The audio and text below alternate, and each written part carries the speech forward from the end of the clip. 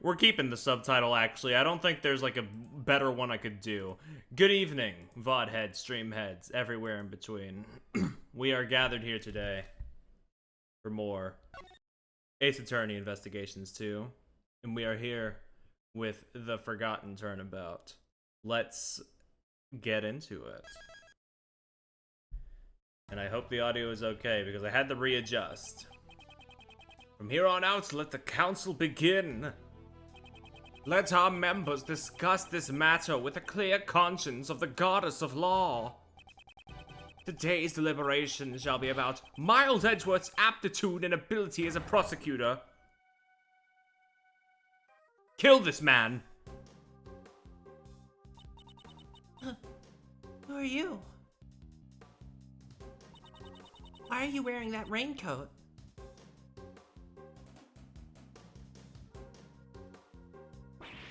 Ah!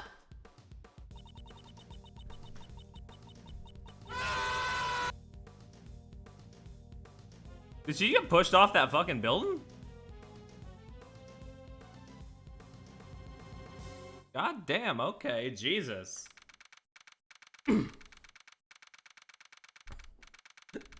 Let my girl live her life, on God.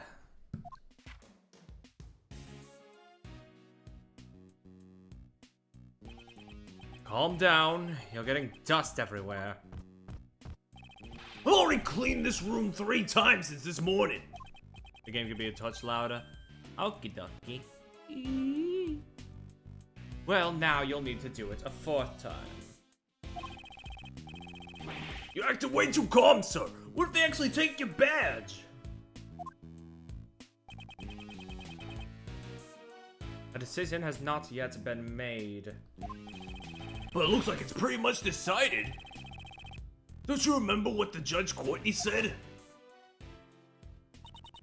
Prosecutor Edgeworth, the PIC has you in its sights. They will fucking get you. I have been ordered to attend the meeting, and that is all. But what if they fucking get you, sir? I won't be able to work with you anymore. As a detective, perhaps you should welcome this turn of events. You would no longer have to work with such a troublesome prosecutor as myself. Why would you say something like that, sir? Kinda fucked up. Problem is with the PIC and their false accusations. Mr. Edgeworth, don't tell me you actually want to become a defense attorney. Because you can't do that. Being a prosecutor is exactly what makes you Prosecutor Edgeworth, sir. A defense attorney, huh? I became a prosecutor because of the incident where I lost my father. However, the reason I became interested in the legal world was because my father, who had passed away, had been a defense attorney. To fight crime as a prosecutor, or to save people as a defense attorney. I want you to think carefully about how you want to live your life from now on. Are you listening, sir? I don't like this one bit. Oh, the voices are a little off today. Let me take a swig of water.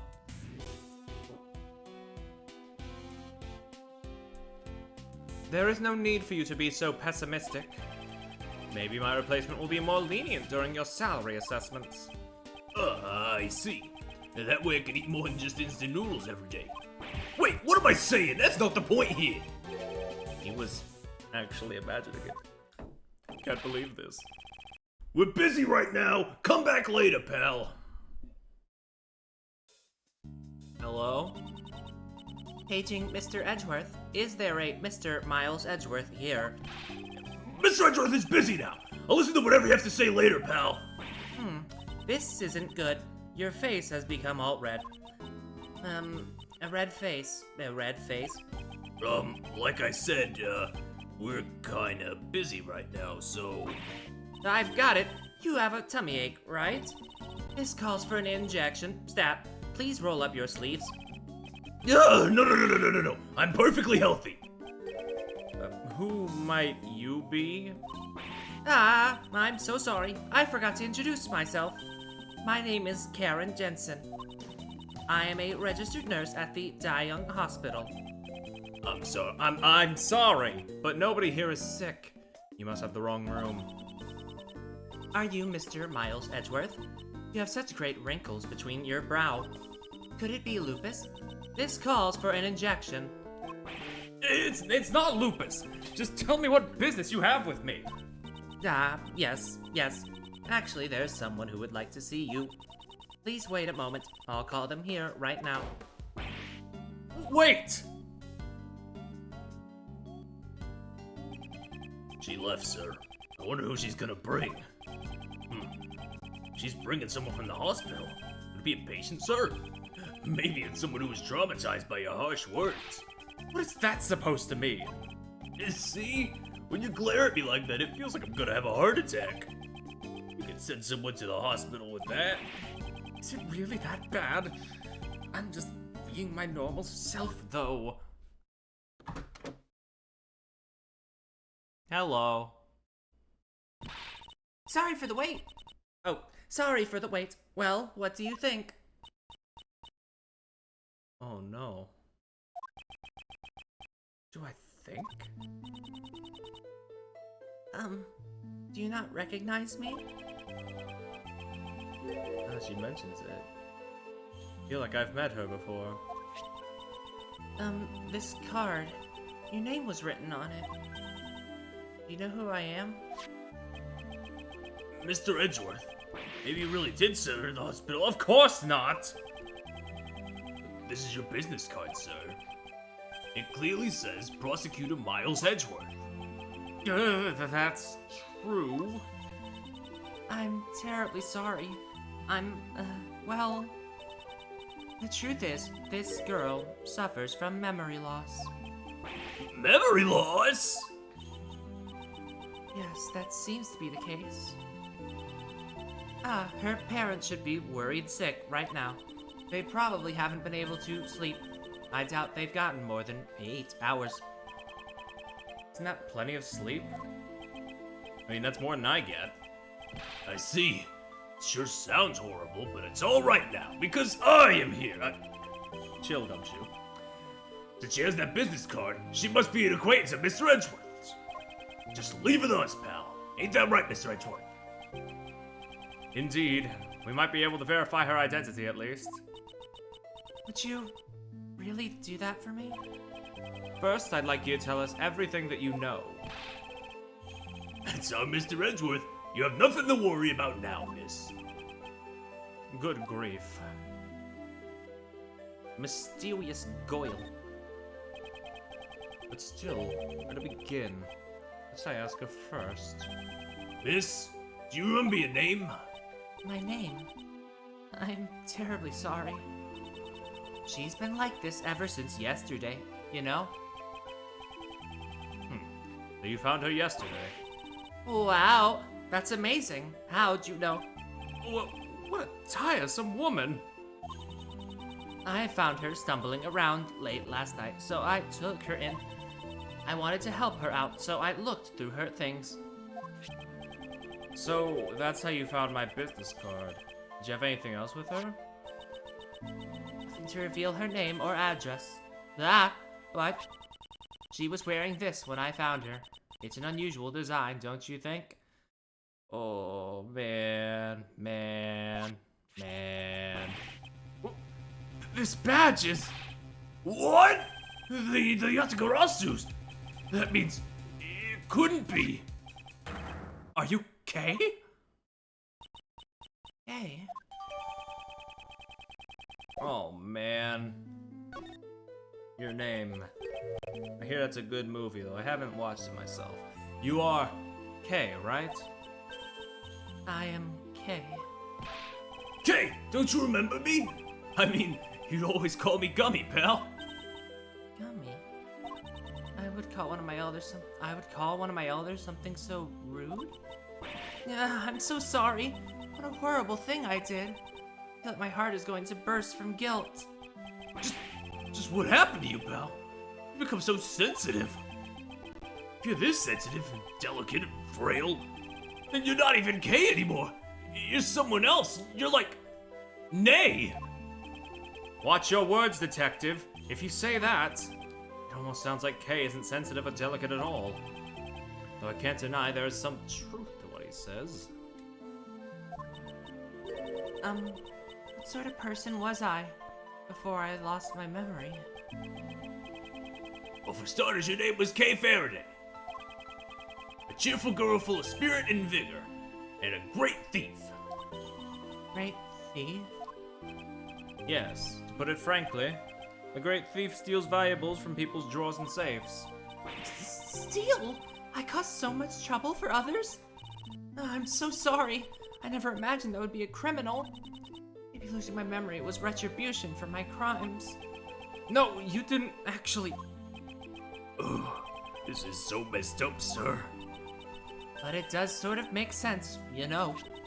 These gloves and stuff, they look just like what a thief might wear. Ugh, those clothes! Yes, she was wearing them when I found her.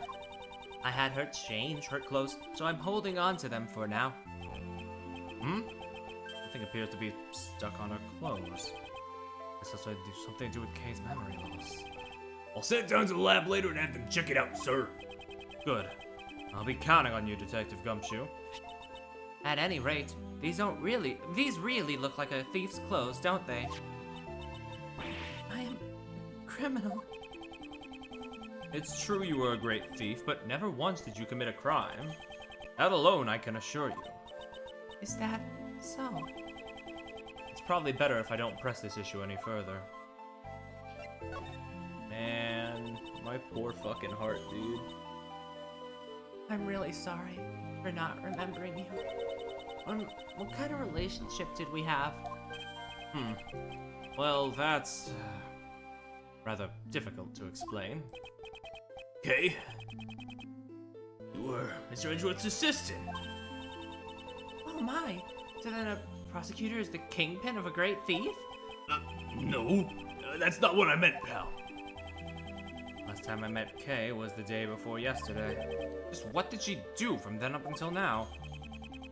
Miss Jensen, was the badge the only thing this girl had on her? She did have some other things, but I don't think they will be very helpful at all. I don't mind. Please show them to me. Well then, I'll give them to you one by one. Okay. This is a German ninja mask. Maybe she went to a superhero show or something. This seems to be a letter addressed to Kay. This is a ticket stub, and this is... A flower made of cloth, like the ones you usually see in restrooms, sir. Corsage is used primarily as an accessory for women. Well, that's everything. Did you find anything out? Not really. They were just a bunch of random things. I'll have to look them over in more detail later.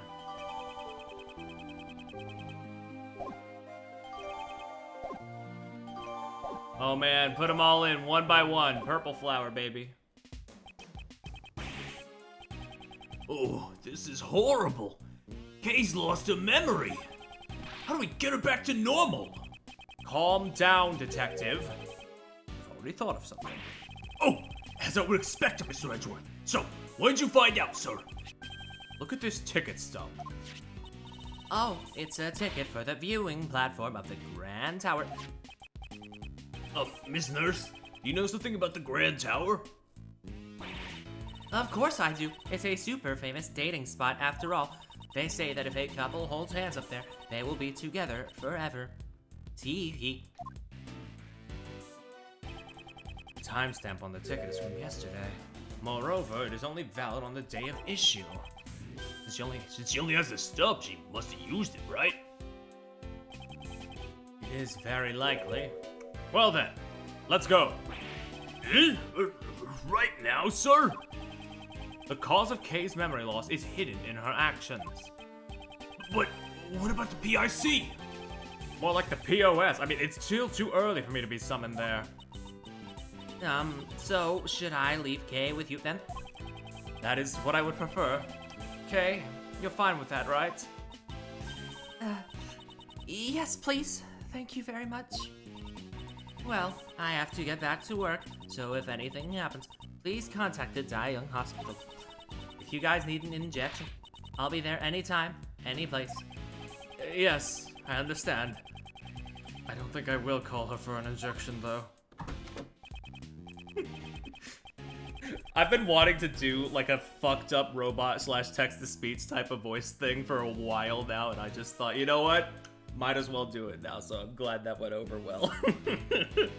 Well then, let's go, Detective. And you too, Kay. Yes, sir! Thank you for helping me.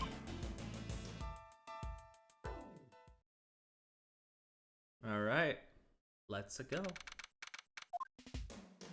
Ugh. According to the pamphlet, this building is 50 stories tall.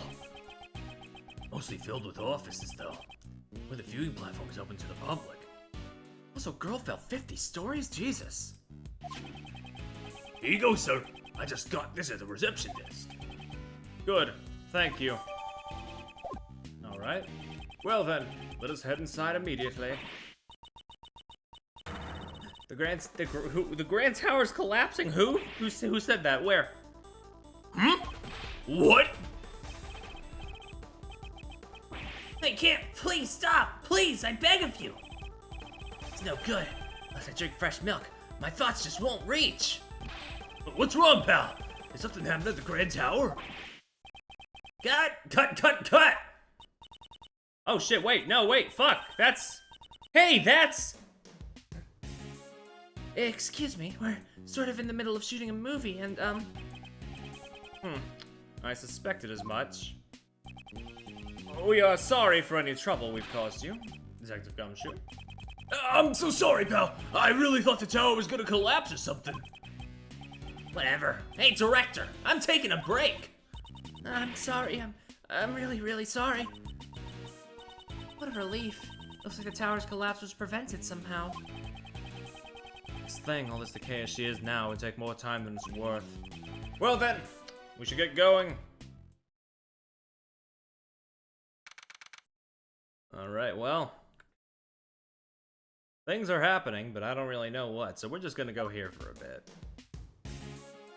We got some trees, we got some flowers, we got some statues. It's all nice up here. Wow, what a view. I bet I can see my house from here. Yeah, the wind is really strong up here. Everything should be fine as long as you stay close to me and Mr. Edgeworth, pal. If you start to blow away, one of us will be sure to catch you. It's not as if she's a kite. Her name's Kay Faraday, not Kite Faraday. Kay, do you recognize this place? I don't know. Was I really here? Maybe if I get her to talk a bit, it'll help jog her memory. Okay, tell me what you remember. Anything will do. Okay, but I don't know how much help I'll get.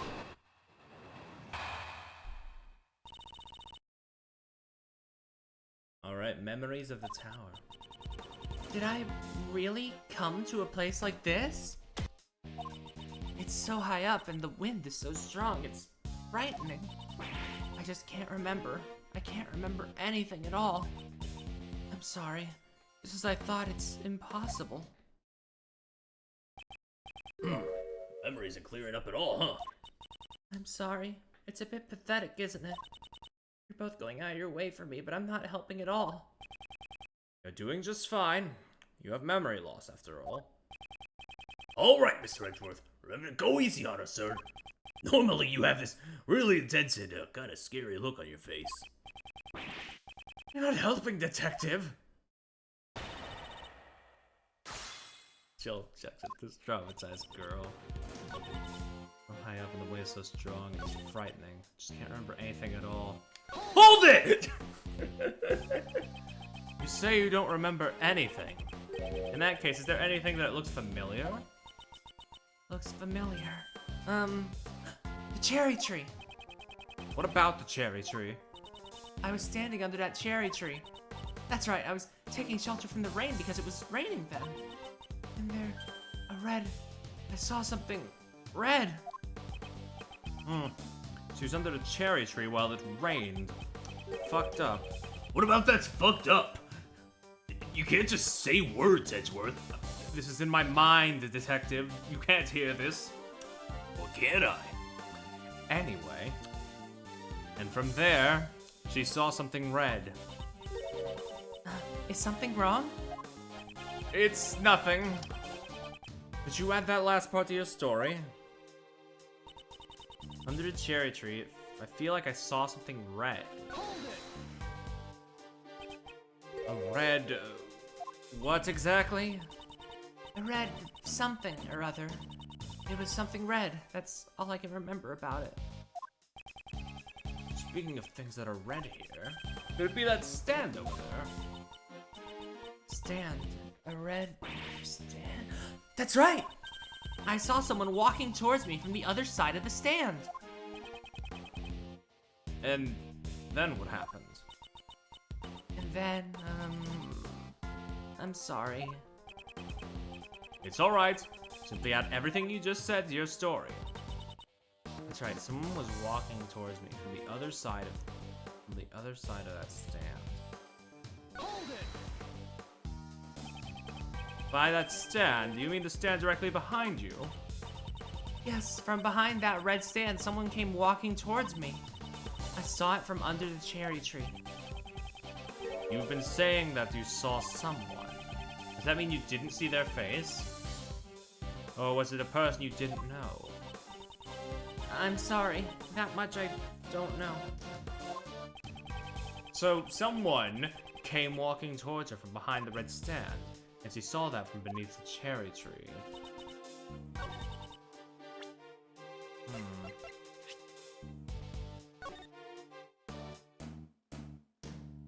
Is that feasible? Objection! Guess not.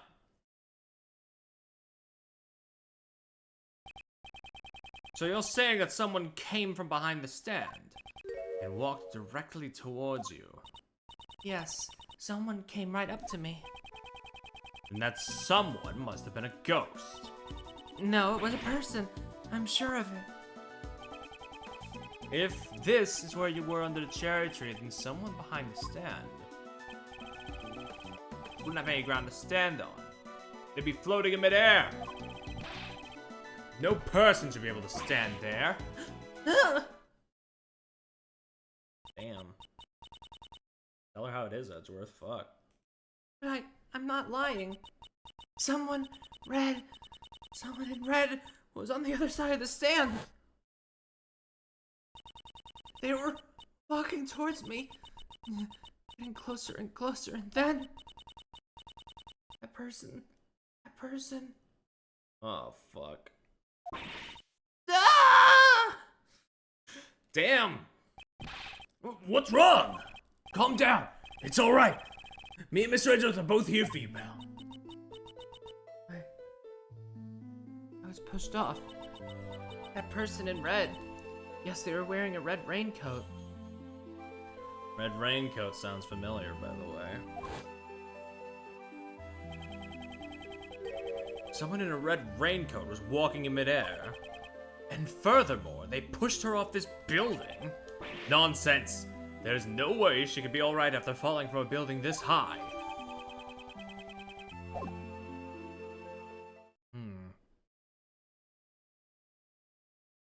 Hey there. Attention, everyone. Please remain where you are. What's wrong, Belle? I'm a detective. Tell me what's going on. Sir, a body was just discovered in this building. A body? Who is the victim? We're currently investigating the details, but the victim is a woman. We have verified that her name is Kay. What? What? Huh? And that's the first part. Sir, you cannot say the words in that order, it's illegal. I was thinking to myself as I said it, that's a little close, you know? that's a bit on the nose, you know? It feels wrong. Oh, man. Anyway, let's see what's going on here. This room is... Would this room happen to be... Yes, sir, it's the Prosecutorial Investigation Committee's meeting room. What? It's here? I had heard they recently moved out of the prosecutor's building. But to think they moved here of all places. Small world, I guess. Mr. Edgeworth. Kate. Hold on. I want to see how it updated. Okay, as I thought. It's gonna be layered and shit. Oh man. Oh man. I have time to think of a voice for you. It's okay. For now, I have text-to-speech girl. What brings you here? How are things holding up? We're in the middle of an investigation right now. Sorry, but who might this be? Ah, this is my granny. Let me just... Oh, okay. Hi there, Sonny. The name's Bonnie Young. Who the heck are you? She says. It is a pleasure to meet you. My name is Miles Edgeworth. I'm a prosecutor. Miss Jensen, isn't Young the name of... Ahem. Granny is the director of the Da Young Hospital. This old lady is the director? Who are you calling old? She says. And she can read my thoughts? Oh, so that granny is pretty important, huh? Ah, I wouldn't go that far. I mean, yes, she is. I'll be honest. I was not anticipating her basically being a translator for the grandma, so this is like a really fucking good coincidence for me. This works out a bit too well on my end. These people are the patient's guardians. You know, the one with amnesia. Seems she is a bit of an introvert. Hey, Sonny, want me to cure that bad case of the frownies for you? He says. I'm afraid that's an incurable disease for Mr. Edgeworth, pal. Really, Granny? You want me to say that? Like, Granny's actually straight up fucked, so I can't turn it down, you know? You know, judging by this, I can kind of understand that, yeah? Judging by what's being said here.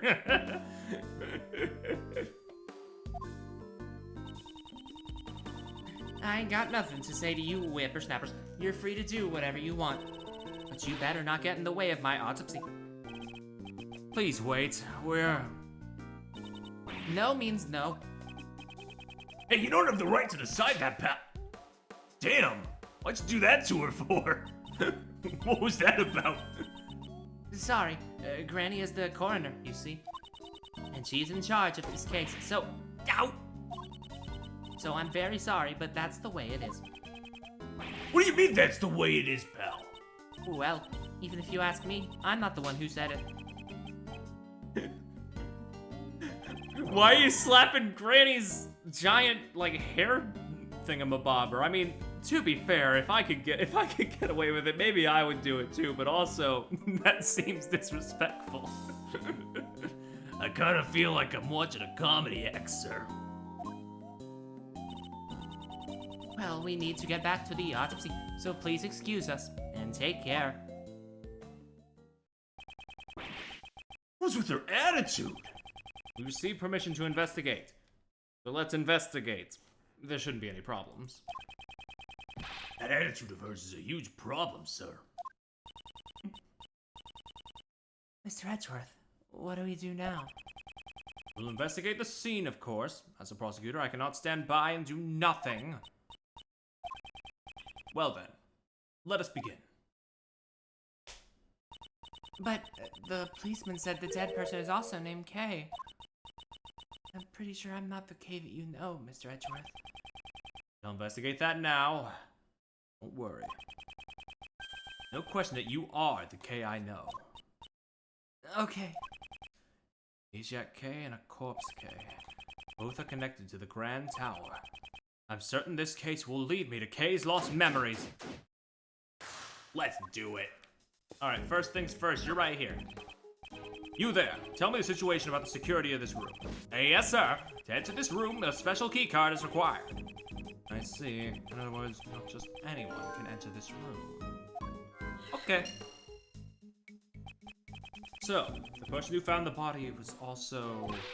Yes, it was a member of the PIC who had come here for today's hearing. Member of the PIC? If not for this case. Right now, I would be...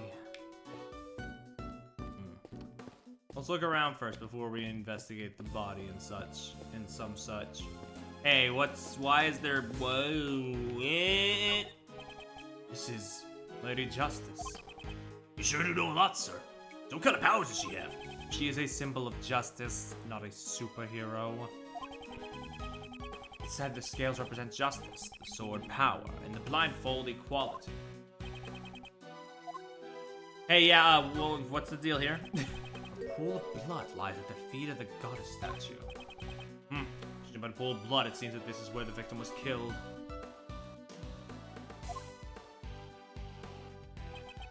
But sir, the body is over there. After murdering the victim, did the killer move the body?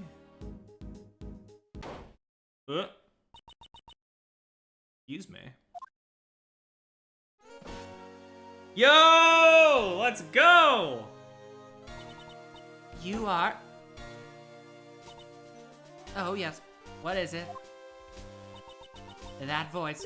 It's Von Karma, right? Do you know her, Granny?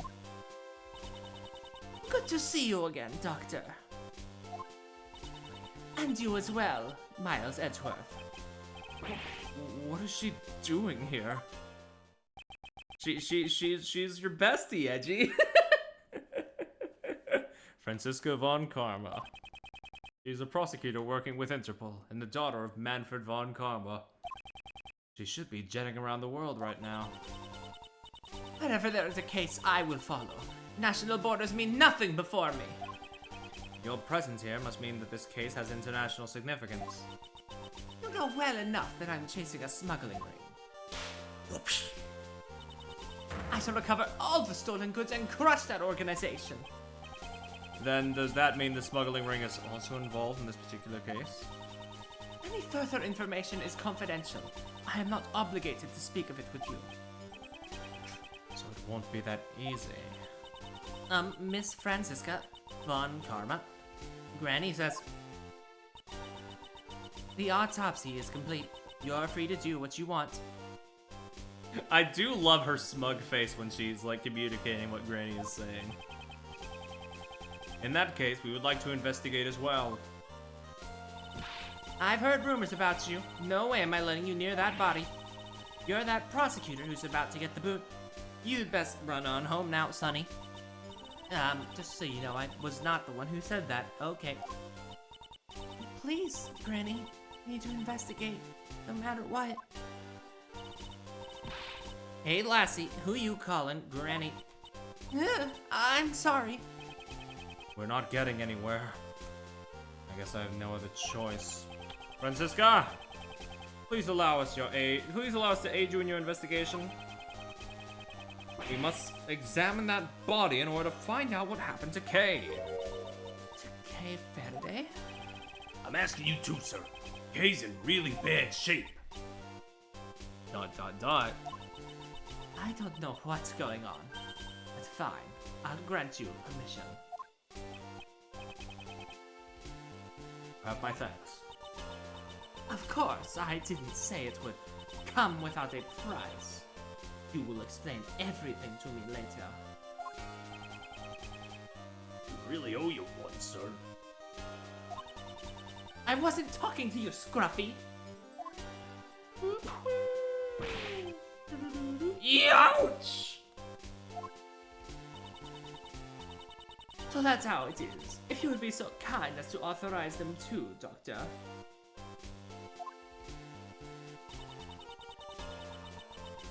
I suppose it's fine if he's a prosecutor from Interpol, is what she says, and I fully agree with Granny. By the Von Karma name, the entire world will be judged. That's just common knowledge. That's rather conceited for common knowledge. Well, it's none of my beeswax anymore, is what she says. I hope you don't get in trouble for this. You needn't worry. My reputation will not be shaken by something so petty. Unlike me, who was on the verge of losing his badge. Alright, let's keep going. It's half of a large round table with 11 chairs. It's to be based off a certain legend. I know that one, sir. It's the famous Knights of the Brown Table. Huh? Was I wrong? Knights of the Clown Table? Knights who say nigh? It's getting colder, but I won't say anything. Okay, now for real though. It's a body. It's not Kay, sir. It doesn't look anything like her. Of course it isn't. Kay is alive after all. Her age is, I guess around 30. She's wearing a pantsuit. Maybe she worked in one of the offices in this building. So her identity is still unknown. The question now becomes, why did the police believe her name was Kay? She got 3 holes on her body. There doesn't seem to be anything in this pocket. The pocket has holes in it, sir. Judging by how the cloth was pierced,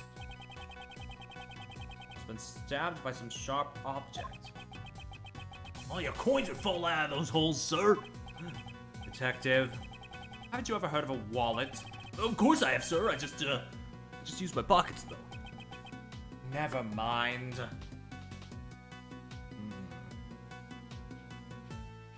Hey, wait a second. 3 stab wounds. There's a thing with 3 prongs right here. Could this be the murder weapon, sir? A 3-pronged candelabra. It's consistent with the number of stab wounds. She was probably stabbed by the prongs of the candelabra. Candy zebra? It's not even close to what I said, and you know it! I'm afraid it's not quite sure what you're imagining, Detective. A candelabra is a candlestick holder with multiple arms. Ah, so it's a candle holder. You know, one time I forgot to pay my electric bill and I had to get by with only candles. What time period are you from? I'm actually from the Great Ace Attorney games. I just time displaced myself here. Why there's so much blood on your hand, girl? Excuse me. The left side of a white jacket has been stained a deep red. Jacket. Buttons on the right side. Isn't that normal, sir? All my clothes have the buttons on the right side. Ugh. For women, it is normal to have them on the left side. Mr. Edgeworth, you really do know everything. That's just common knowledge. Doesn't seem to be anything out of place. There's something white in the pocket. They're gloves. Pure white ones. One for each hand, sir. They don't seem to be dirty. Maybe the victims.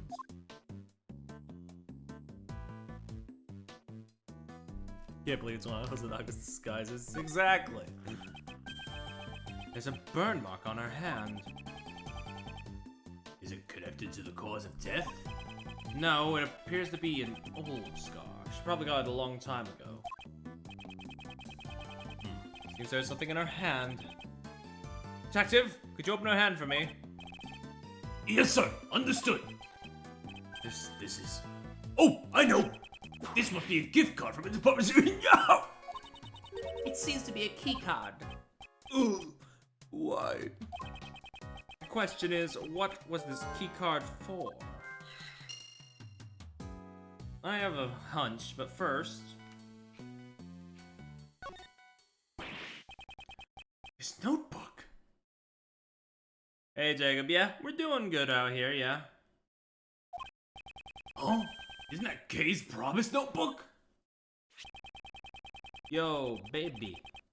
It's a notebook she wrote all her promises to her father in. It really takes me back, sir. Yes. Never take things from a stranger, never go anywhere with a stranger. When Kay was young, she and her father wrote the promises they made in this notebook.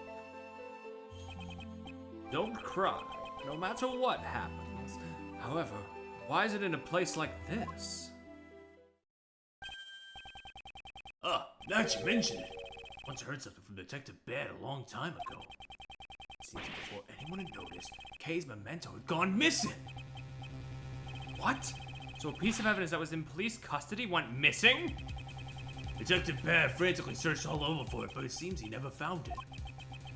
What could this mean? Why was the missing notebook found here?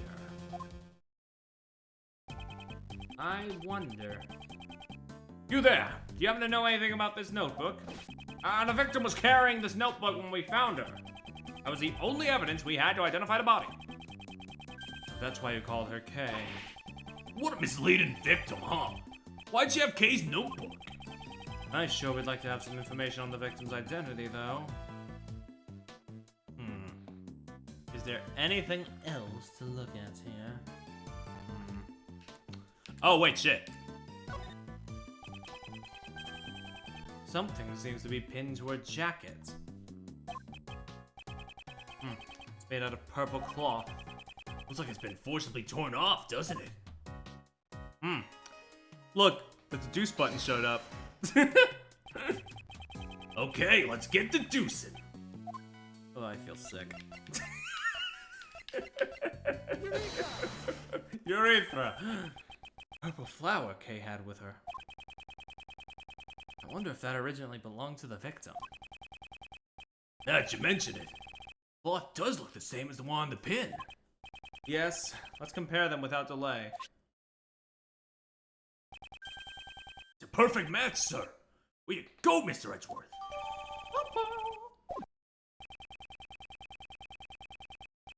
The fact that this flower belongs to the victim means...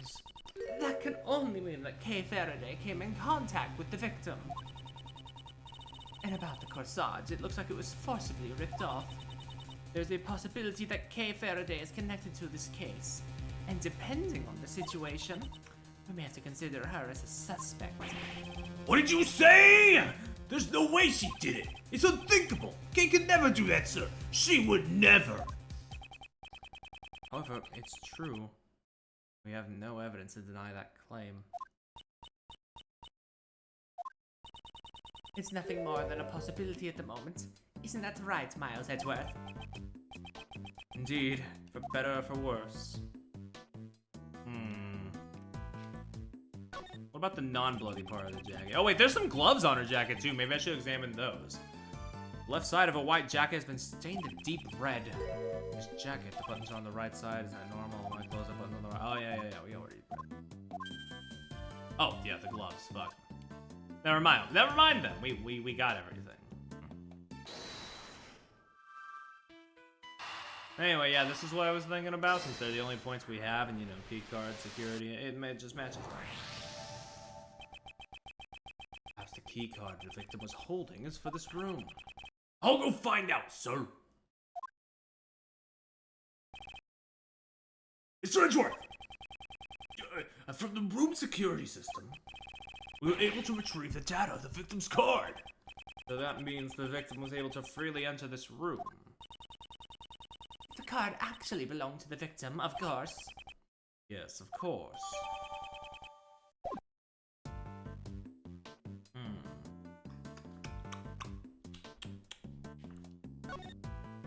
Is there something I missed? I mean, I guess I didn't examine this weird-ass blood stain on her head. There's some blood on her head. Yo, head? I mean, maybe she was hit with something.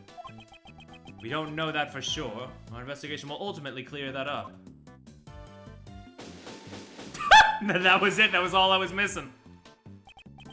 So, the victim's identity remains unknown. Should you really be calling me Kay? Of course. What are you saying, pal? Thank you, but then what about that woman? She is someone who you may have killed. That is all we know. There's no way that's true. Kay would never. Right, Mr. Edgeworth? I also do not believe you killed her. You're such a naive man, Miles Edgeworth. Oh man, is that who I think it is? Here I come to save the day. That voice. It's him! It's the fucking dipshit, let's go! So don't be afraid anymore, for the best prosecutor is here today. And Courtney's here too. Pardon the interruption. Mr. Edgeworth, get away from the victim! I have inherited her dying wish. No one asked for you. Did you know the victim?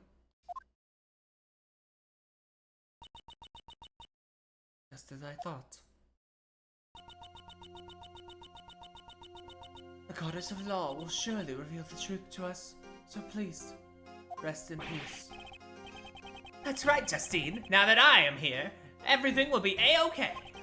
The culprit will rue the day he crossed paths with my— Oh! Miles Edgeworth, who's this fool of a man? Why is she glaring at me? You are Francisca von Karma, am I correct? Oh, we get to have these two interact. Fun. I apologize for my late introduction. I am Justine Courtney.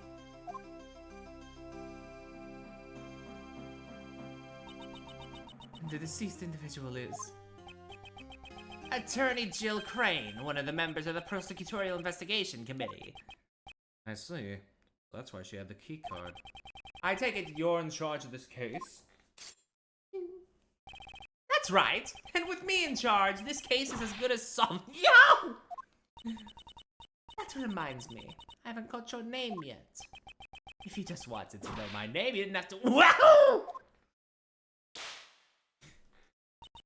Just state your name. I will not tolerate any unnecessary remarks. Sebastian the best. It seems the pecking order has been decided.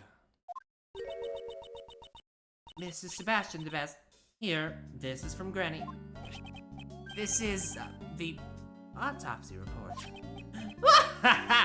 It seems you've been bested, Mr. Edgeworth. This wasn't a competition to begin with. My job is done.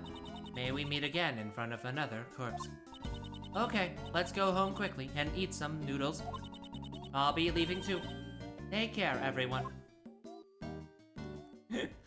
Bye, fucked up text-to-speech nurse. Victim's head wound was post-mortem. Sebastian. And the candelabra dealt the fatal blow. Estimated time of death is late last night. What is it, Justine? While I do appreciate your enthusiasm, perhaps you should give your tongue a rest. You might pull a muscle. That would be painful indeed. Anyways, it's quite clear now. Kay Faraday must be arrested. What? What's the big idea, pal? It's just as he says, Detective. The culprit is Miss Kay Faraday, the young lady in bandages over there, although she's not wearing her usual attire. Are you not Miss Kay Faraday? And what would you do if she is Kay? If you're going to arrest her, and I'll resist you by any means necessary. That I guarantee. I am now convinced. The doubts surrounding your suitability as a prosecutor were indeed warranted. It's fine, Mr. Edgeworth. You can go. Don't worry about me. I'll be fine. What are you saying, Kay? You can't just go along with them, pal. But I don't remember anything. What if I really did kill that woman, and then I forgot? If that's true, then... Acknowledgement is the goddess's mercy. Atonement is her will. The goddess of law will surely praise you for your prudence. Bastion and Judge Courtney, if you believe she is the culprit, on what basis do you make your accusation? Unless I'm completely convinced by your explanation, I will not obey your orders. Fine! Have it your way! Now sit tight and listen to the perfect reasoning of the best. Okay. Go ahead. Wow me. I am the best in the world. No one else can do what I do. Yes! That's why I was the first to realize that Kay Faraday is the culprit. She broke into the meeting room in order to steal something. In other words, she is the only one who could have killed Miss Crane. His logic's as awful as ever, sir. Like, really just fucked up. Harsh words coming from you, detective. I asked for some basis to your claims, yet your reasoning has told me absolutely nothing. However, we have no evidence to prove she didn't do it either. Don't worry, Kay.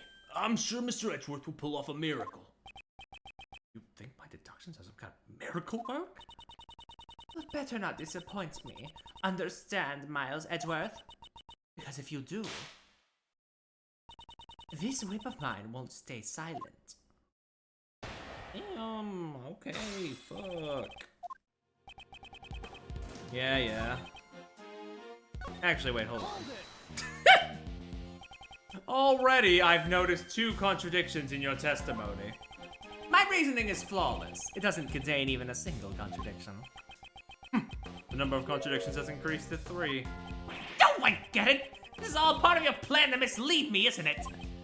Well, too bad, because the best will not be led astray. Broke into the meeting room in order to steal something.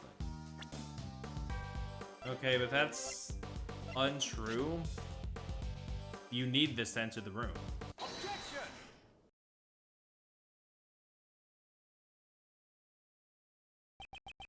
It certainly sounds like you are quite familiar with this room. The best man for the job should know about all the best places. Unfortunately, it seems that you are not the best man for the job. You're not even a man, you're just a boy! Just a small little boy! Are you mocking me? I don't know what would make you think that. That's for you to decide. You didn't even know about this key card, idiot. I mean, did you? Of course I know about that! You need to enter this room! Huh? Was it really needed? This foolish fool simply doesn't know when to give up. No! Sebastian, do you really suspect Kay? That's right!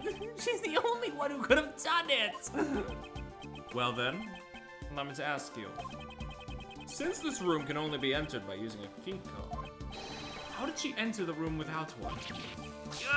Well, she probably used this and that and... Oh, did you pull a muscle?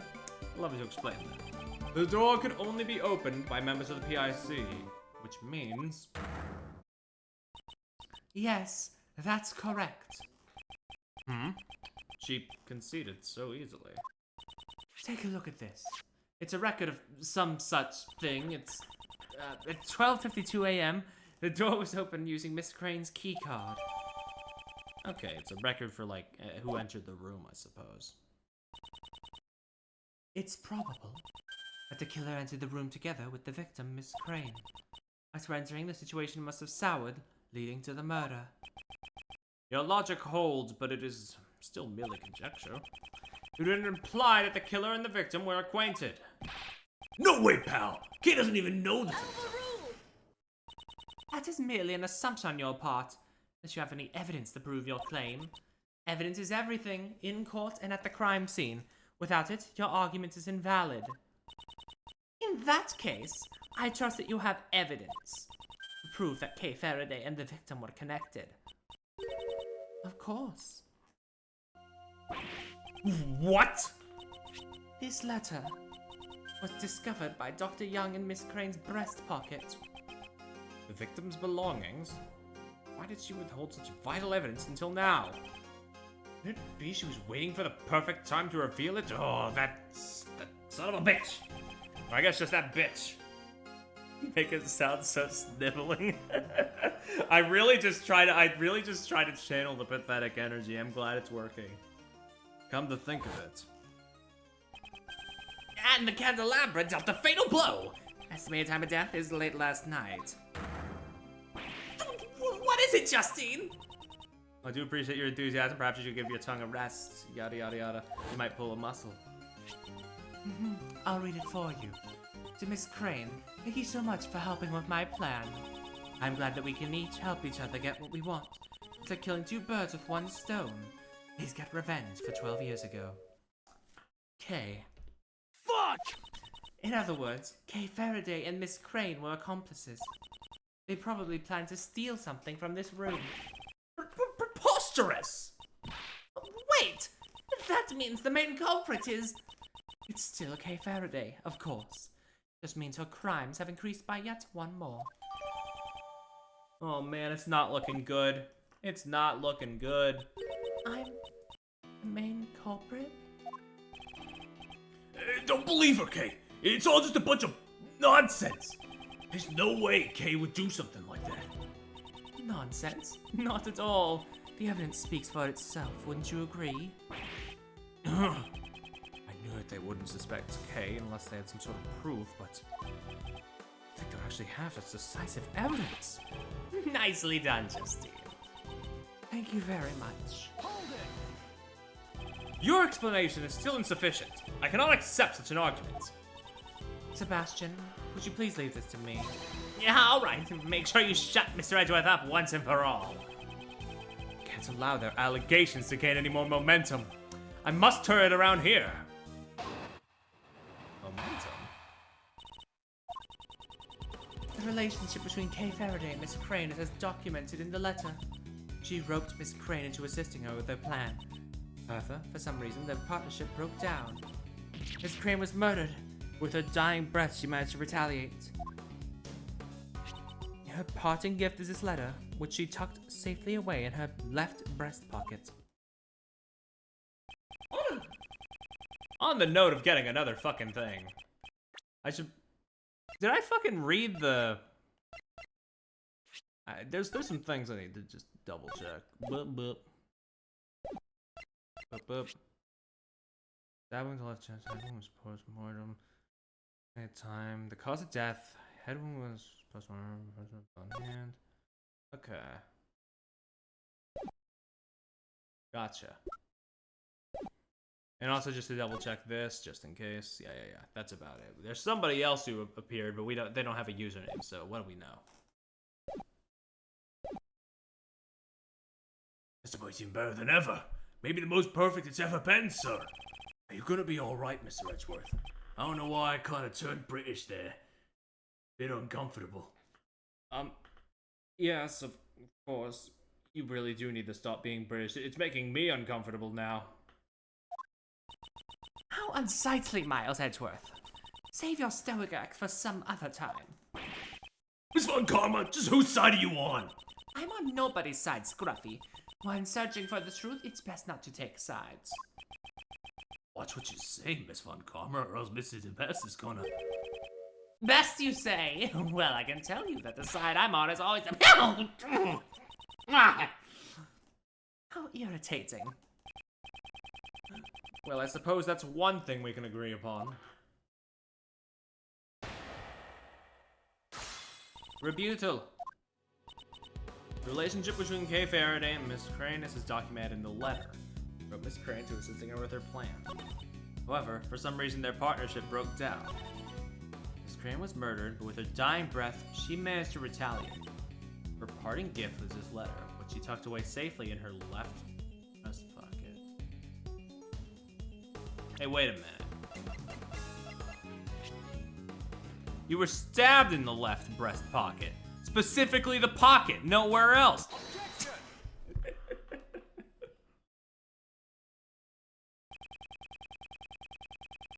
The victim held on to the truth until her dying breath.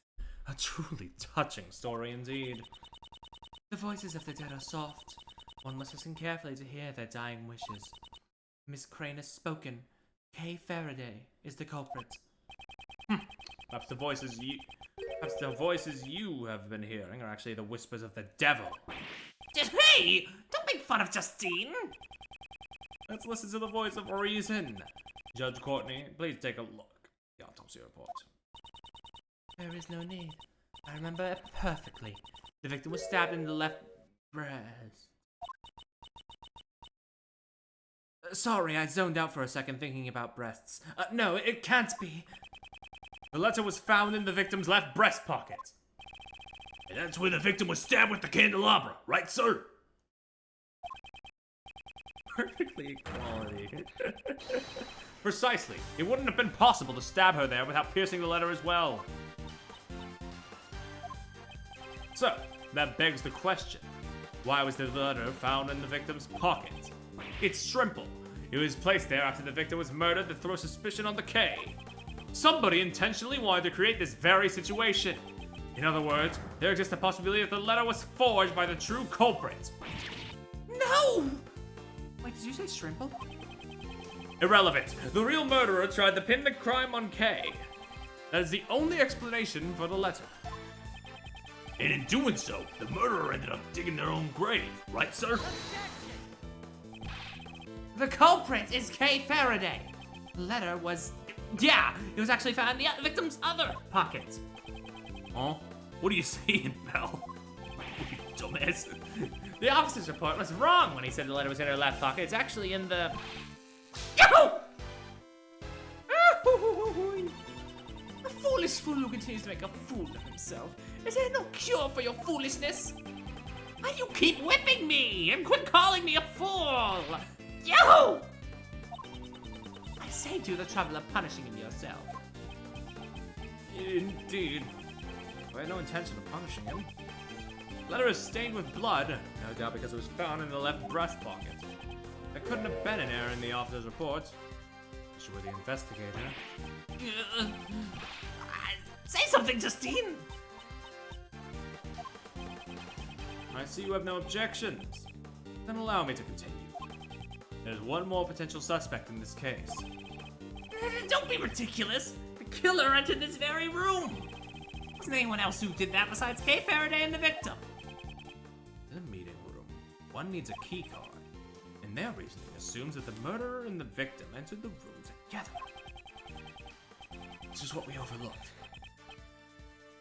Well, if we just discard that assumption, then it reveals the other suspect besides K. What, the blank spot on the record?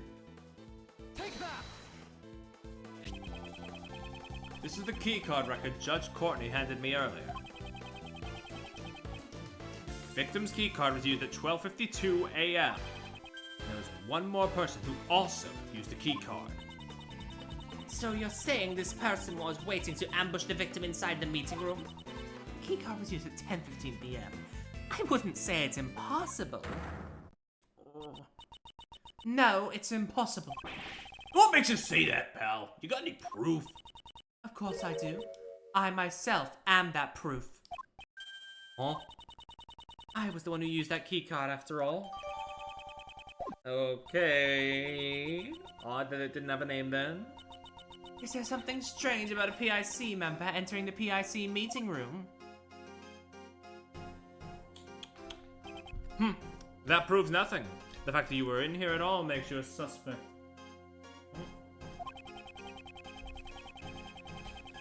Do you perhaps have any evidence that you didn't kill your colleague? Ugh. Such nonsense.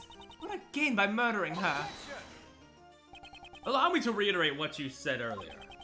I'm sure it will all become clear upon further investigation. You can't just overrule all of my objections. I mean, that is literally my job. Why would I, a faithful servant of the law, commit a crime? True enough, I entered this room. However, that alone is not enough reason to suspect me of a crime. If that's the case, please tell me why you entered this room. I had some business to take care of, and some preparations had to be made. Preparations? That sounds pretty suspicious, pal. Unfortunately, I cannot disclose what those preparations were. However, I'm sure you can hazard a guess, Prosecutor Edgeworth.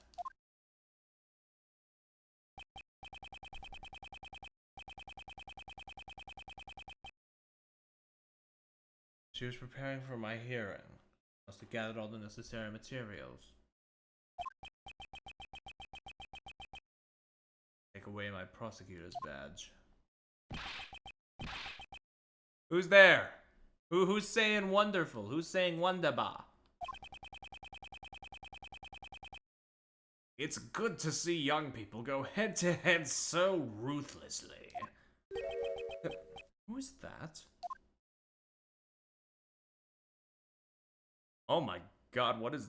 Dude, you are, like, dripped out. What the fuck? Whoa, whoa. You got muscles? Jesus, what the fuck is your fit, dude? That garish red jacket and then that long-ass beard? What are you... What are we going for here? It's like half biker, half, like, pilot. That takes me back. When I was young, I'd always butt heads with this brash detective. And then one day, he just disappeared. I hope he's still doing well. Here come the waterworks. Chairman de Best. Oh. Oh. Papa? Did she just say de Best? Hello, Courtney. You sure are full of energy today. And if it isn't little Von Karma, look how much you've grown since I've last saw you. Sir, it has been quite a while. Ayo, Adam. Curtsy. You won't have to treat me like some sort of stranger, you know. Remember back in the old days when you sit on my lap and call me Unky Boo Boo? Here I go again. Oh, how I cried back then. Pops! What are you doing here? A member of the PIC was killed, and I heard that you were in charge of the case. What kind of prosecutor is followed around by his own father? Hold your tongue! Do you have any idea who this man is? Chairman of the PIC, former chief prosecutor, he's the right hand of the goddess of law. Now, Courtney. I'm just an old chunk of coal. There's no reason to speak so highly of me. Please excuse my subordinate's behavior. I am... Prosecutor Edgeworth, isn't it? Along with his trusty sidekick, Dick Gumshoe. I am Blaze de Best. Not to be confused with Blaze DeCat. I'm the proud father of that idiot over there. When that boy was born, me and the missus were happy as can be, you see. But now, I don't even know where she's gone to. Pops, you need a handkerchief? Yes. Sebastian is an idiot, but he's such a good boy, you know? You know, I don't usually... Okay. We've seen it firsthand with Courtney. I try not to, like, judge things based off first impressions. That being said...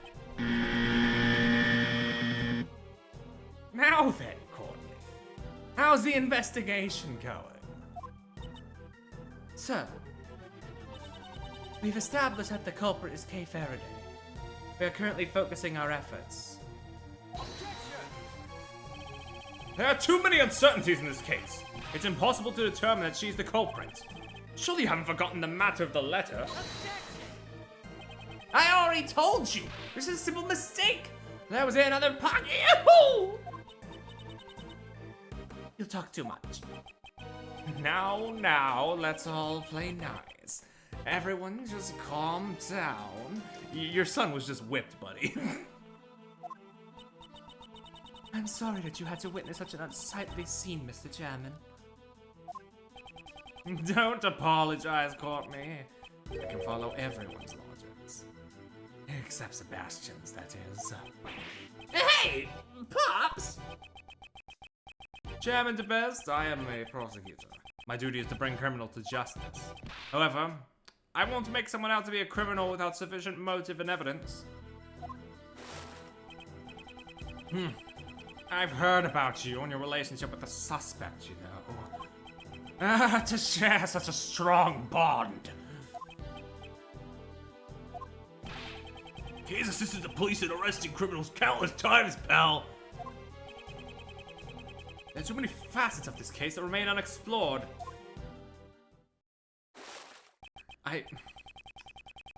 I don't like. There's a lot of things I don't like. It's hard to pinpoint just one. But the fact that he was also wringing out his beard is like was also quite. Oh my god, what the fuck, dude? How much moisture you got in there?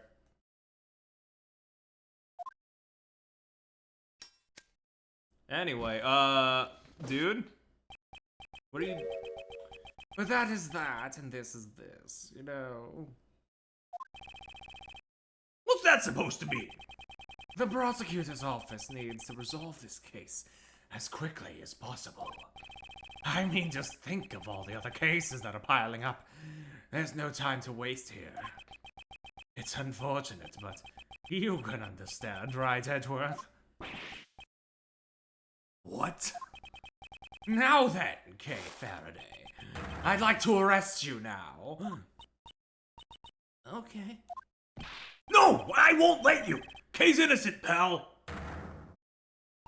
To defy Chairman DeBest is to defy the law. Okay, but Courtney, you know his vibes are like maybe the worst that they've ever been, right? The worst it's ever been in this game, yeah? It would be a grave act of disloyalty. In other words, a hearing won't be needed.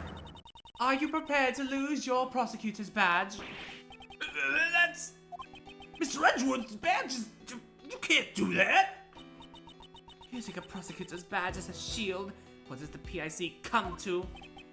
Kay, you haven't done anything wrong. Mr. Edgeworth, it was only for a short time, but thank you for everything. I'm sorry I turned out to be a criminal. We will make sure to impart your confession to the goddess of law. What should I do? As young, I want to become a defense attorney like my father. There he is now. Someone who can fight to save those in need.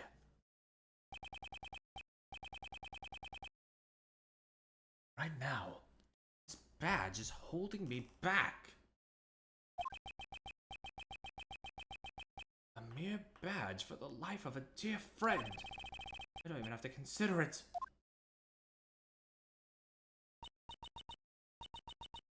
All right. Farewell, Mr. Edgeworth. Hold it! Hold the fucking phone. Hold it right there, Judge Courtney. What is it now, Prosecutor Edgeworth? The Courtney and Francisco voices are kind of blended together a little bit. I need to figure something out between them.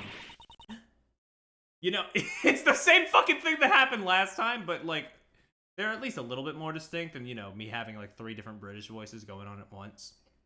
This is your prosecutor's badge. Prosecutor Edgeworth, what is the meaning of this? Consider this my resignation. I am no longer a prosecutor. Mr. Edgeworth? What are you doing? Explain yourself, Miles Edgeworth. You can't be serious. Mr. Edgeworth, you're joking, right? You aren't a prosecutor tonight. My only mission is to bring truth to light. If it's the prosecutor's path to turn a blind eye to the truth, then that title is worth nothing to me. Damn, get him! I will walk in the path that I believe in. I will not be stopped here. You're running away from Von Karma? From me? No matter what you say, I don't intend to go back on my decision. So you're leaving me behind again? I'll never forgive you for this. No, this is all my fault. I'm sorry. Only I weren't here. Wait, Kay! Let me do my gay little run. Detective Gumshoe, don't follow me. But, Mr. Edgeworth, boss! I'm not your boss anymore, Detective. That's just too much, sir. It's always been you and me. We've always been a team. Detective Gumshoe, you no longer need to follow my lead. You should try to accomplish whatever you can on your end.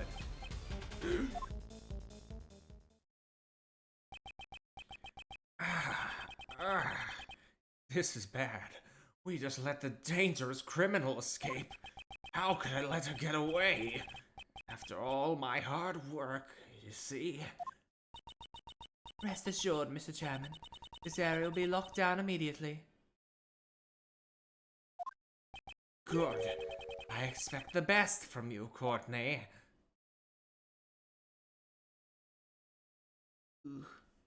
I'm glad he's fucking gone. Oh man, to be continued. Woo! Oh, oh, oh.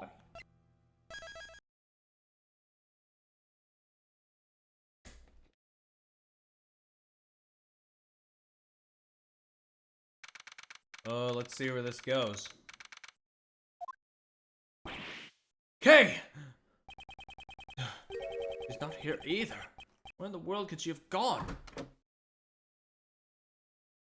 Oh, hey, Ray.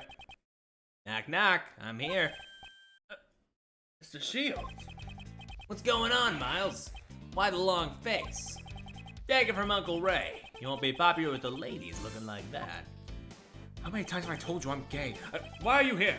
Did something happen? That's my lie. Have you seen the news? The murder at the PIC headquarters? You're hearing. Wasn't it there today? I found myself wondering if you guys had somehow got caught up in it. Wait, it's already made the news?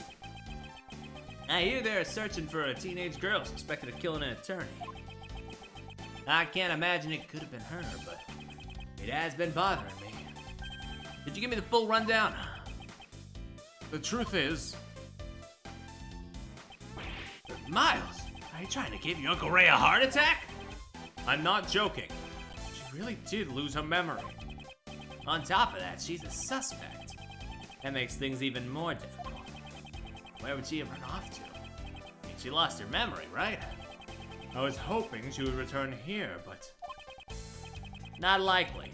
She felt responsible for what happened to you, right? There's no way she could come back here. I know that, but where else can I look? Calm down, Miles. This isn't like you.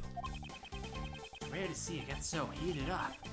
Well, not that it's a bad thing. If you're trying this hard to save an innocent suspect from false charges, I'm sure you'd make a great defense attorney. Actually, a while ago I turned in my badge.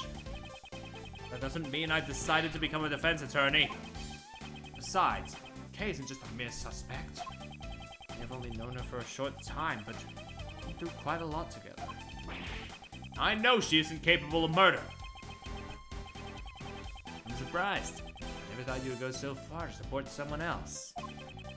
I don't know if you even realize it yourself, but it seems a deep bond has already begun to grow between you and Kay. I'd say it even gives my bond with your father a run for its money. No, it's not that deep. She just keeps barging into my state of affairs. Yeah, that girl can be quite a handful. But I'm certain that something has changed inside you since you met her. I'm really jealous, you know. After all, I lost my old partner. That's why you need to find Kay right now. I don't want you to lose your bond like your Uncle Ray did. Well then, I have a proposal. You have no idea where she is, and searching around blindly won't get us anywhere. In that case, why don't we try searching for the cause of her memory loss? Maybe that could give us a lead. I see. That might be a good idea. From what she told me, something must have happened to her at the Grand Tower. Great, that's it!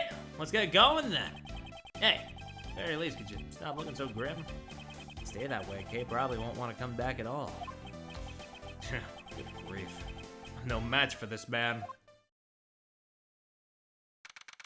Ooh, it looks nice here at night. It seems it's already dark. Still open on the day of a murder. You gotta admire their capitalist spirit. Do I though? Do I have to admire that? But there's no one here. Looks like we got the place all to ourselves. Prove Kay's innocence. I'll need to investigate her lost memories. Hey! Let's go, Miles. We can investigate the roof as much as we want. So, let's do what we can.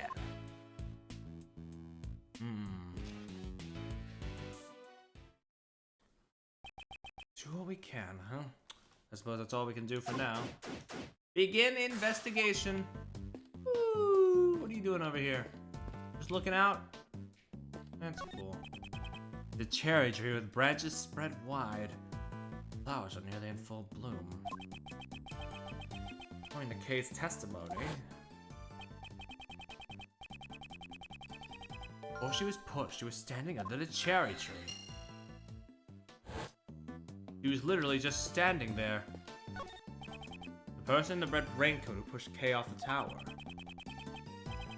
She said they came toward her from the direction of the stand. From that, we can deduce Kay was pushed over the railing on this side. Okay. The railing is about as high as my chest. Yo, it's unlikely that someone could fall from here accidentally. I don't see any particular problems with this railing.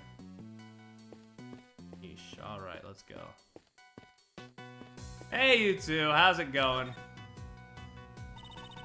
Miles Edgeworth, so we meet again.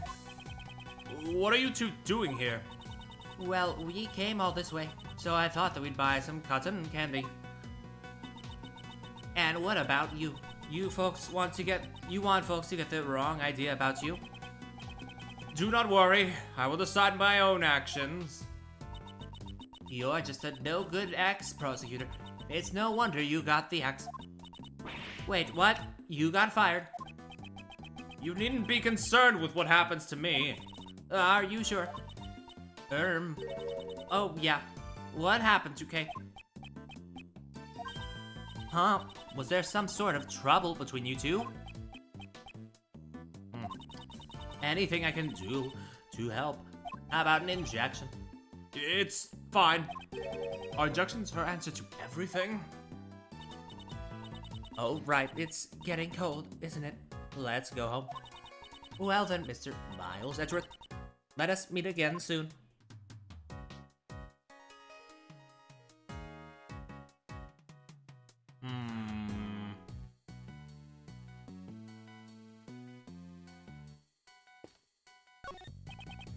You, sir, how about some heavenly cotton candy? Heaven's Deer. Heaven's Deer? Did they name them after the shape of the clouds you can see from here? We tear a regular piece of cotton candy in half and then sell it without changing the price. That's why the name is Heaven's Deer. We tear the cost in half while crying tears of joy. If customers knew that, they would be crying tears of sorrow. This TV seems to be used for showing advertising for companies at the Grand Tower. Right now, it's just showing regular television programs, though. Wait, what am I watching this for? The Steel Samurai doesn't air today! Oh, man. Yeah! Hello, Oomphy. Ow. Hey. Don't mind me. I was just admiring the view beneath the tree. Did you just fall out of that tree? I didn't mean to fall. My foot slipped.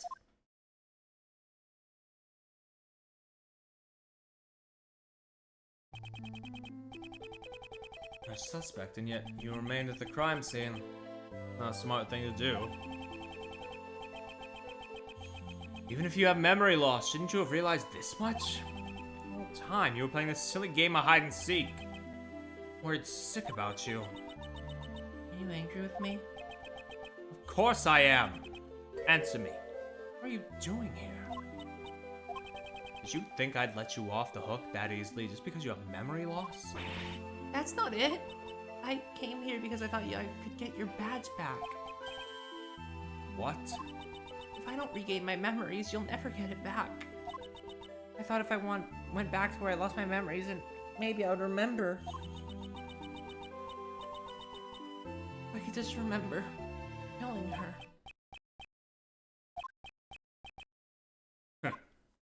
Huh? You're still the same as you were before you lost your memories. You're thoughts and actions have always exceeded my expectations. Without a doubt, you are the Kay Faraday I know so well. However, I cannot approve of your recklessness. I understand. Cut! You get 0 style points, Miles. More like negative points. Here's how it's done. Okay, how about a hug? Okay. Oh, well then. Mr. Shields! It was just a joke, honest. We interrupt this program with breaking news about the Grand Tower murder case. The police believe the culprit is a teenage girl who was present at the crime scene. She remains at large as the police continue to search for her whereabouts. Oh dear, this is getting pretty serious. Well, gang, what's the plan? We don't have much time. Indeed, it's only a matter of time before they find us here. So then, why don't you tag along with us for a while, okay? I'll just cause trouble for you again. It pains me to say this, but I've got nothing left to lose at this point. Mr. Edgeworth? Well, that settles it. We're all in this together now. Miles, you're in charge of proving Kay's innocence. Failure's not an option. Yes, I understand. Okay, I want you to help Miles with this investigation as much as you can. Yes, I'll do my best. Let's be quick about it before the cops find us here. Unlike some people, Uncle Ray still has a lot to lose. Average police moment, true. Sheesh. If I lose the law office, I'll never be able to face Gregory. This man. Ugh, I'm glad he's on our side.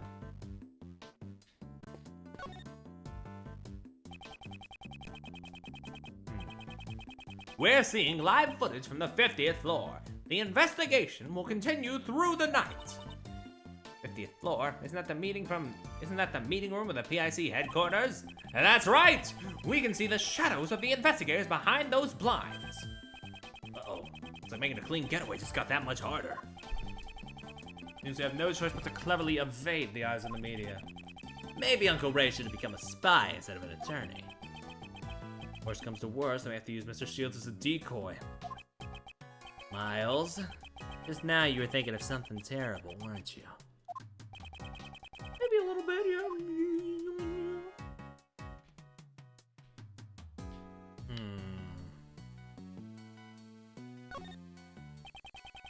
We're seeing live footage from the 50th floor.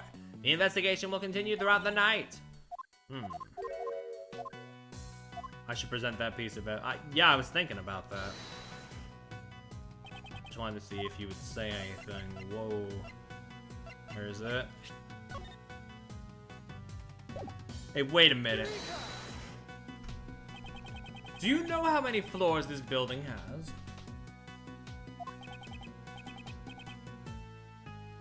Of course, 50 floors, right? Just above the place where the PIC conducts their practically illegal cover-ups. Couples are wishing for love.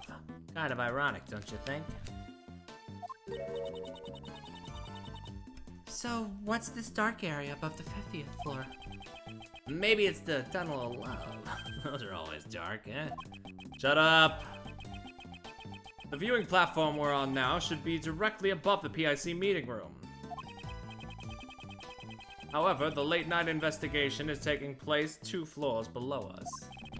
This is a clear contradiction! Was there a mistake in the pamphlet? No.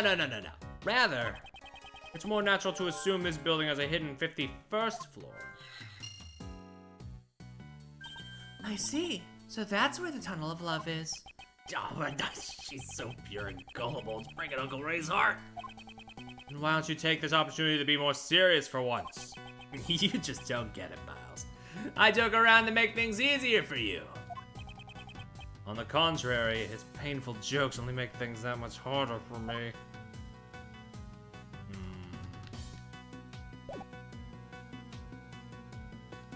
Can I talk to you? Can I help with something? I came back here because I thought I might remember something. Did you again go over what you told me before? Well, it was raining, so I stood under a cherry tree to take shelter. And then a person in a red raincoat appeared. That person pushed me and I fell. Can you tell me anything about the person in the raincoat? I'm sorry. I don't remember that much. No, wait. As the person approached me, I saw the moon just over their shoulder. Moon?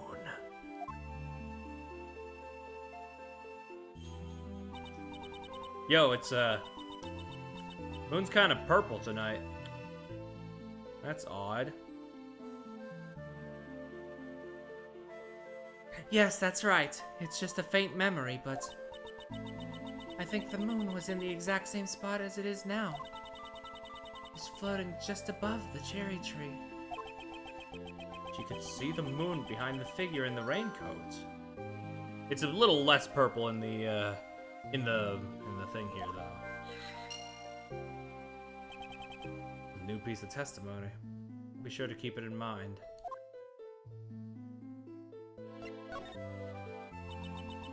Mr. Edgeworth, for a while now, I feel like I'm on the verge of remembering something. What? Is that true? Well then, please speak freely. Say whatever comes to mind. Okay. I remember a faint scent. There was a wonderful smell coming from the counter of a food stall. I followed the fragrance only to find a perfectly sculpted burger resting on 2 golden buns. The tender and juicy patty made my taste buds sing with joy. Yes, I can remember what I thought at that moment. I want seconds. I don't think this memory has anything to do with this case. Man, she lost her memory so bad she started to get some like Maya-isms in there. You called yourself the great thief Yatagarasu. You pride yourself on being a noble thief who steals the truth. You remember anything about that? Well, Aha! Maybe I was called a noble thief because I won the Nobel Prize. That's Nobel, not noble, and they don't give prizes for thievery. Okay. What else can we do around here? Your head so much, he's becoming a different character. Wait. Let's look around in here first.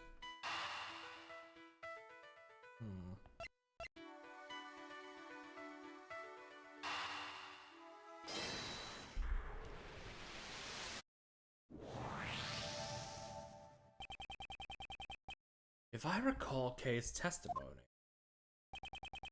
a person in a raincoat approached her from behind the candy stand. Then this person supposedly pushed Kay over the railing opposing the stand. Moreover, Kay said she saw the moon over the person's shoulder. However, earlier I confirmed that the moon is floating in the opposite direction. Tonight Kay lost her memories. It seems the moon was in the exact same spot. Therefore, the positions of the moon and the person in the raincoat don't match up.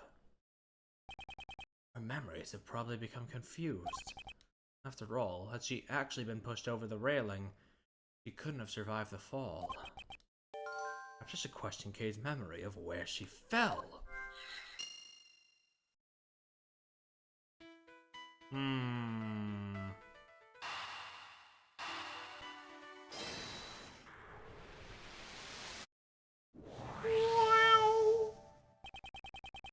He was not pushed over the railing on this side. After all, if you fell from here, you wouldn't be alive in the first place. But I'm certain I was standing under the cherry tree. If I fell, then the only place I could have fallen was over the railing. Well, maybe the ground just opened up from under you and swallowed you up. Ground can open up? How? No, it was just a joke, okay? Please, don't take it so seriously. No? Strange as it may sound, that may actually be the truth, conveniently enough. Even if it's only a small chance, it matters not. Let's try searching the area around the tree. Hey, wait a minute.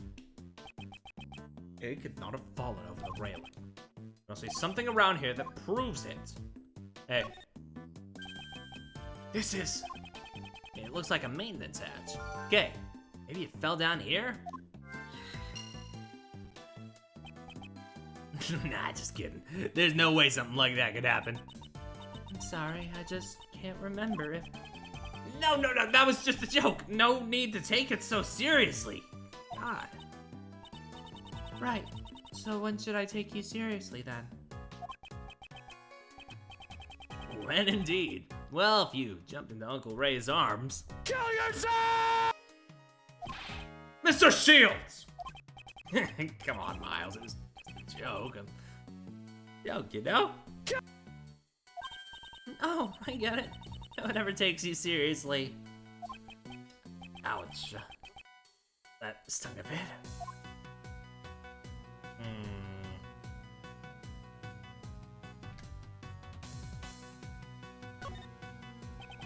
Oh, petals are scattered all over the ground. The blossoms are not yet in full bloom, so the strong winds up here must be the culprit. Personally, I'd appreciate it if they spent a little more effort cleaning these petals up. Well, either way, I think we only have 2 pieces of logic, so just go ahead and slap those together. Extra floor between the 50th and the viewing platform. Why didn't anyone notice it? Normally you'd notice it. I mean, how can you hide an entire floor? That is where the problem lies. No one noticed something that should have been so easily noticeable. Are they stupid? In other words, it must be impossible to access the 51st floor through normal means. I see. Maybe there's a secret portal or something. Okay, now's not the time to be thinking with portals. Okay. I'd like you to recall the hatch at the base of the cherry tree. Isn't it normal to assume there's a room on the other side of this maintenance hatch? Uncle Ray likes where you're going with this. Let's hurry and check it out. There we go. Now let's see here. Looks like there's a lot of stuff down there. Is this what they call a storeroom? There's no doubt about it. This is where Kay fell down. Of course, and with this, the mystery is solved. No, not yet. We still have the mystery of the person in the red hood who was walking in midair. Now, let's not get greedy, shall we? Can you believe this game only actually came out in 2011? I mean, I've seen more done with less time. But yeah. We found the storeroom, so let's wrap things up here. I suppose you have a point. Discussing the warranted investigation. I'm sure the ages are on the wiki somewhere. I don't know them off the top of my head. Who's there? You gotta stop giving me so many question marks. Oh shit, it's Emma. Emma, what are you doing here? I heard about the case from Detective Gumshoe. Since I was already in the area, I thought I might as well check out the crime scene. This girl's name is Emma Skye. She's a high school student studying in Europe to become a forensic scientist. She's the younger sister of my former boss, and a witness in one of my trials 2 years ago. Detective Gumshoe told me everything over the phone. He sounded really upset. He said you lost your badge at the Great Tower and he became a mummy. Please. Oh my god, please calm down. You're saying too much at once. I thought you just left for Europe a few days ago. Don't tell me you've already come back. Yep, and I brought my teacher from abroad too. He needed an interpreter, so I volunteered to help. If your teacher cannot speak English, why aren't you with him right now? Kids still communicate with people. Don't underestimate the importance of body language. That doesn't really count as a language. Enough about that. What about happened to Kay? Is she alright? My, what a good friend. Isn't this great, Kay? Yeah. Who are you? Are you Mr. Edgeworth's new assistant? On the contrary, my dear. I'm Ray Shield, head of the Edgeworth Law Offices. Edgeworth Law Offices. Wait, you mean like the defense attorneys? Mr. Edgeworth, when did you suddenly become an attorney? No, it's not like that. Now that I think about it, it is a rather complicated working relationship. Don't sweat the details. Let's start with an introductory When did you become a defense attorney, Mr. Edgeworth? Hey, don't just ignore me. I think that's actually the best move, personally. Because I don't approve at all. Well, why don't we continue this conversation down below? That's right. The police could arrive any second now. Mr. Edgeworth, who's she? I'll explain later. First we have to go down the hatch. Okay. Guess I'll be joining the defense team? I'll explain about that too. Well then, let's go to the storeroom. Ooh, alright. I'm feeling like I can do one more part, but before I start that, I'm gonna BRB, actually. We are so fucking back. Let's get into it. Let's get down inside of that hatch. See where things go.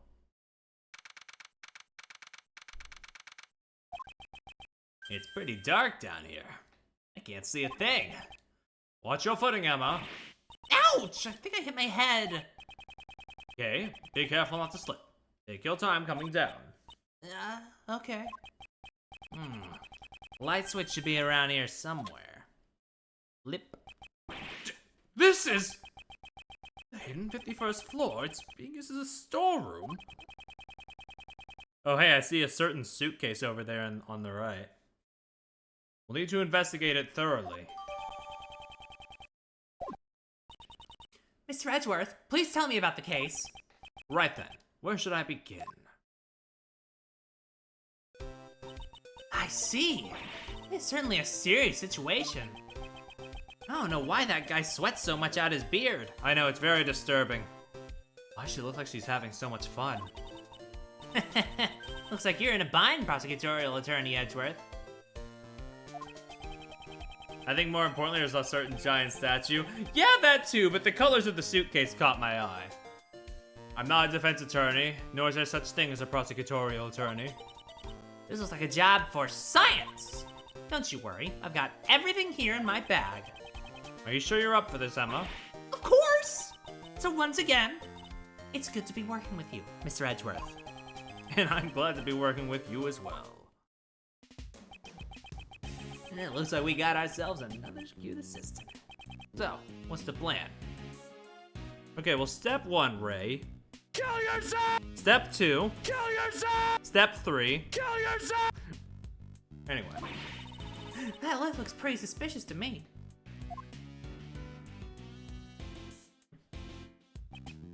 It looks like it goes down. I'm curious as well. But first, we should investigate this room. Okay, if you find out anything, be sure to tell Uncle Ray. If I remember something, I'll let you know.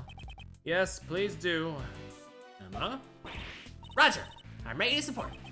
Well then, begin the investigation. We are so back. Now I can't examine the suitcase. Kay's in the way. Man. I guess I'll just look at these masks. I think it's kind of creepy how all these masks are lined up in such a dark place. Emma, are you not good with horror movies? No way! Horror movies are so unscientific. So she's scared of them.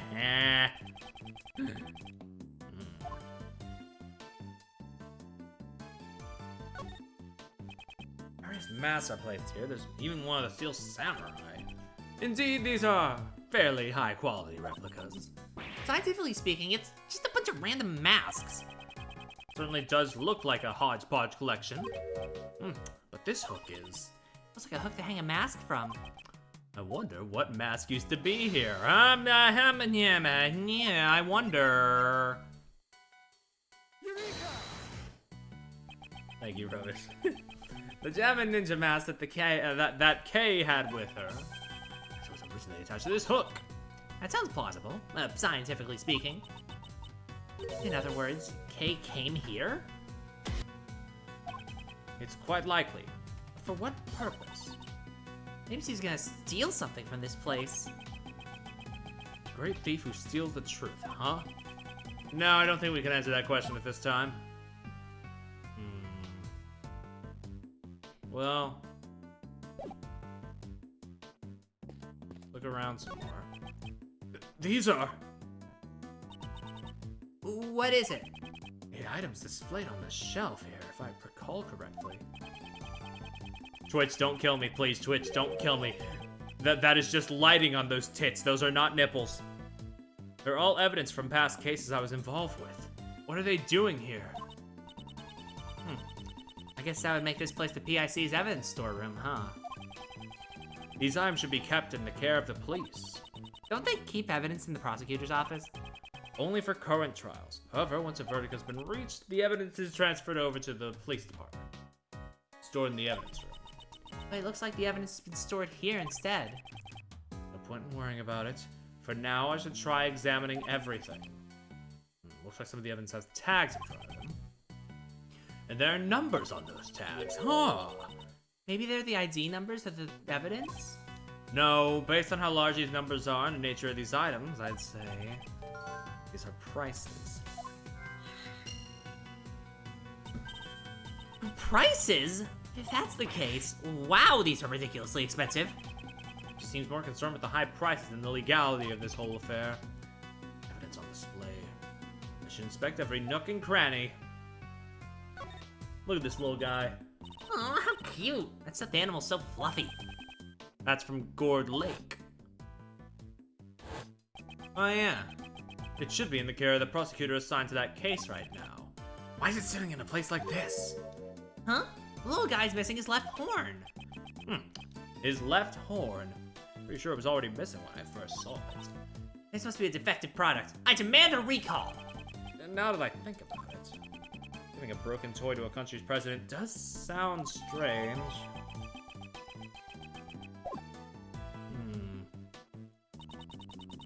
The storeroom contains items to be sold, doesn't it? It's unfortunate, but the possibility seems quite high. I suspect some nefarious individual has been selling evidence here. And people actually pay money for this shit? I mean, stuff? Apparently, some people do. Price tags are proof. Different strokes for different folks, I guess.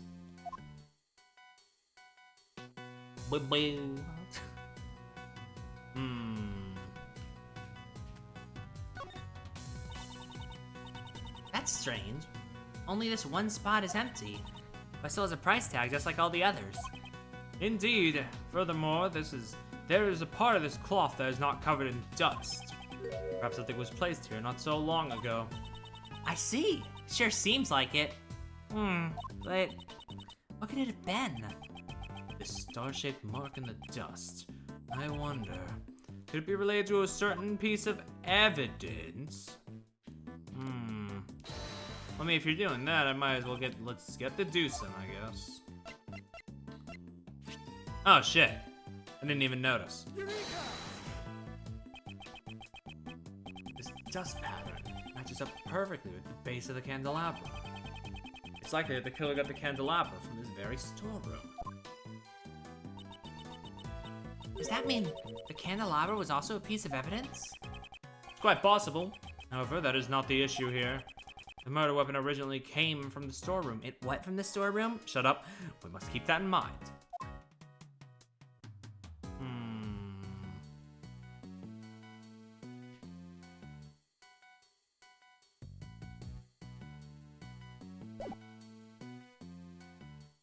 Nothing else doing there, I don't. Oh shit! It's Mr. Monkey!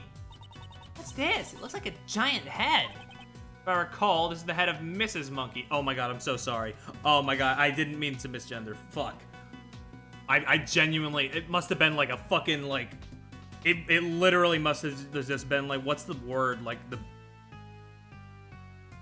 God, what's the fucking guy's name? The effect, the Mandela effect, yeah. Damn. I believe it was from a case I was involved with in the past. It's impressive how they were able to get such a large object into this room. Mrs. Monkey, huh? Doesn't really have a nice ring to it. Maybe you remembered the name wrong, Mr. Edgeworth. Yeah, impossible. That can't be true. Oh, okay, Edgeworth is forgetting. Okay. There's a huge stack of money piled up here. How unrefined. They're all $100 bills. Talk about big bucks. So, how many times your yearly salary do you think this is worth? Leave my salary out of this. Hold on. Money? Prices? Worth a shot.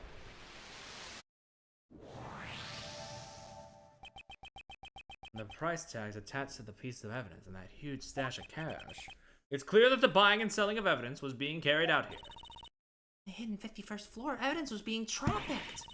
This clearly means something. It seems further investigation is needed.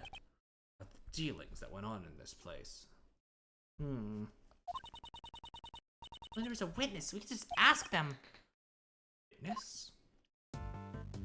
Well, for now, I guess we'll look at this. This statue. Yeah, is it some sort of new fact? No, this is evidence from a case I was previously involved in. I believe it was called the Alice Red statue. There's supposed to be two of them, one real and one fake, but no matter which one this is, it's unnatural for it to turn up in a place like this. Mr. Edgeworth, you've really seen a lot of cases. Huh?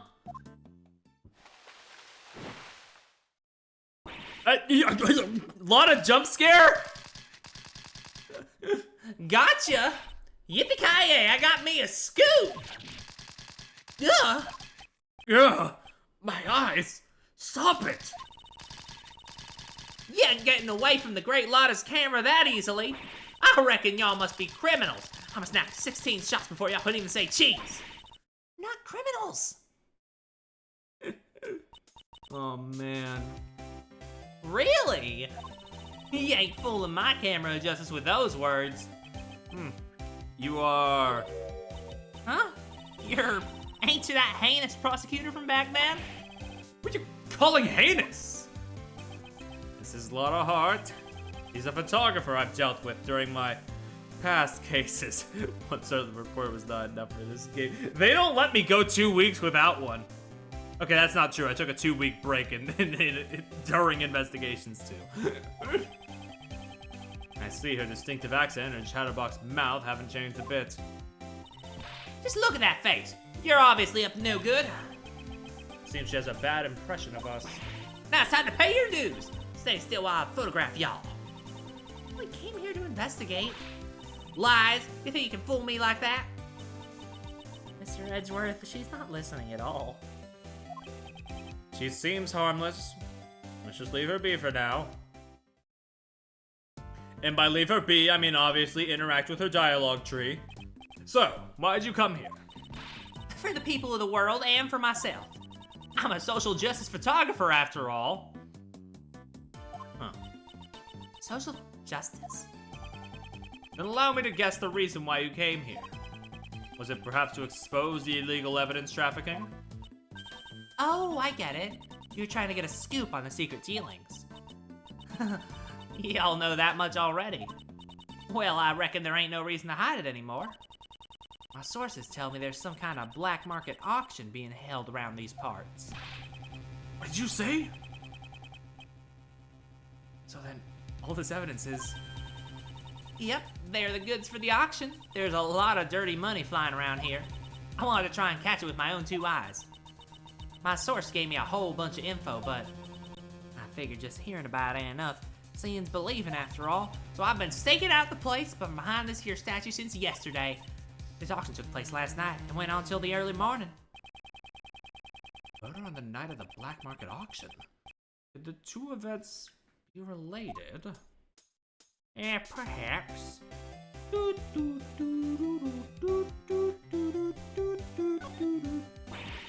Black market dealings in the Grand Tower. Guess I really hit the mother lode this time.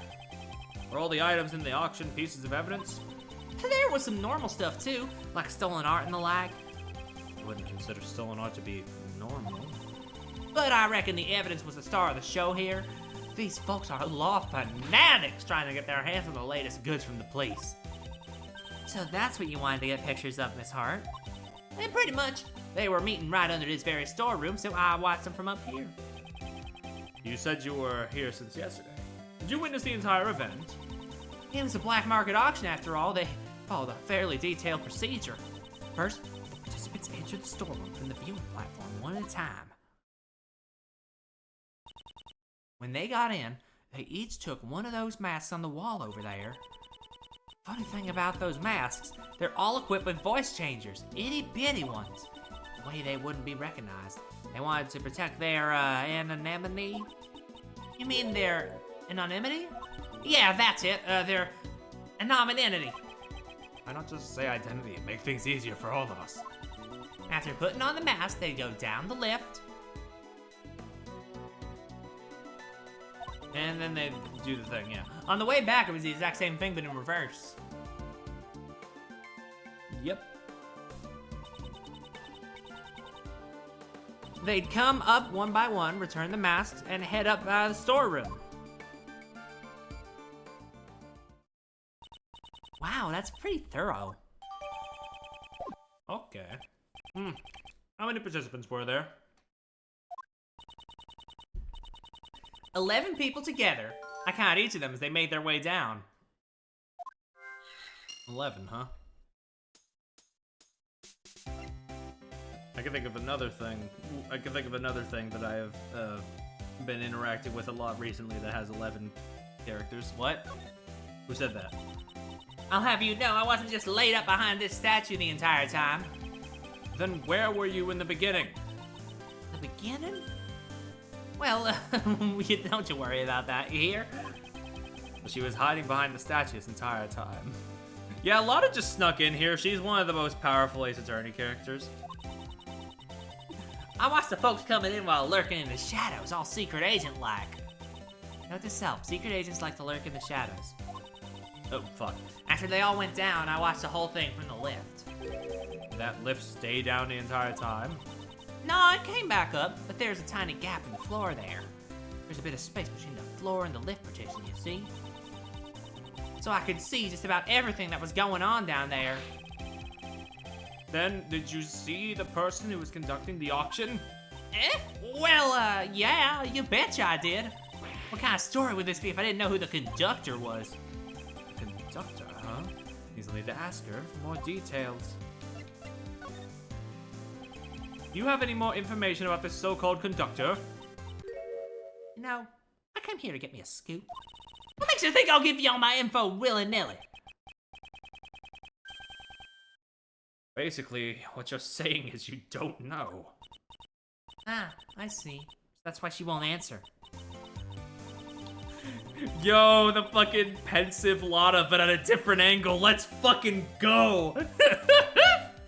What can I say? I couldn't even tell how old they were, or if they were a guy or a gal. Can you tell me what the person was wearing at the time? They had on a white jacket with a purple flower, and they were wearing white gloves. But you know, that don't mean much when I have no earthly clue who they really are. So the conductor's identity was hidden, just like the participants? And that's right, they had on a mask and a voice changer, just like everybody else. What kind of mask did this person wear? It was a Zervon mask, I reckon. Zervon? What in blazes is that supposed to be? Mr. Edgeworth, you don't know about Zervon? The sworn enemy of global hero Onyakapon. Oh, thank fuck. I thought this was leading into like a fucking D's nuts joke. Zervon, the ruler of time. Seriously, who hasn't heard of him? Most people, I'd imagine. Since the conductor wore a mask, I assume you were not able to see their face. Not even a teeny weeny bit. after I came all this way for my big scoop.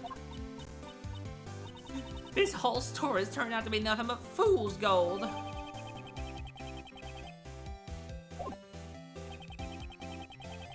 That close seems familiar. Perhaps I should show her that piece of evidence. Wrong! Idiot! Dumbass! Don't go into the organizer! We added a button here for you!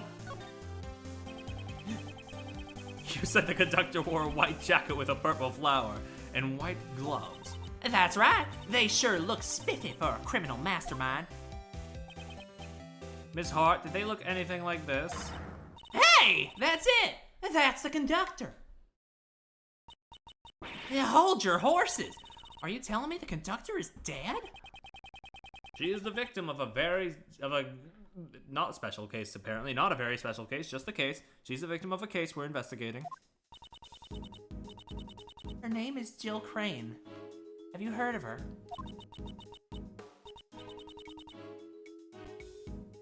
Yes, I have. So she was a lady, huh?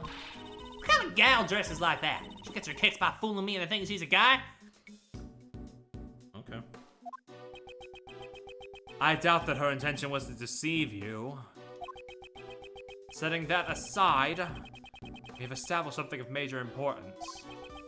The victim was the conductor at the black market auction. I see. So the conductor was killed. And that might explain... Explain what, Miss Hart? Ah! No. It's nothing, honest. Miss Hart, you clearly sounded suspicious just now. And I'm telling you, I ain't. Can't be. Sorry, were you trying to say something? No, I ain't said nothing. Please don't be like that. Just tell us, please, for the love of God, dude, tell us. How many times do I gotta tell y'all I'm a journalist? Information is what pays the bills. I just can't go around spouting everything I know. I already said too much. I got nothing left to say to y'all. Can we have one cooperative witness, please, please, please? Yeah. Then, what if I found some fingerprints for you? What good would that do me? I want none of your dusty old prints. Why don't you two follow my example and do some investigating on your own? Ugh. I guess you won't tell us anything. Not to worry, Emma. Just leave it to me. The monkey's paw curls. Spark brush appears true. I have a certain method of drawing out information from those that wish to hide it. If my opponent's lips are sealed, I will be the one to unseal them. Let us begin.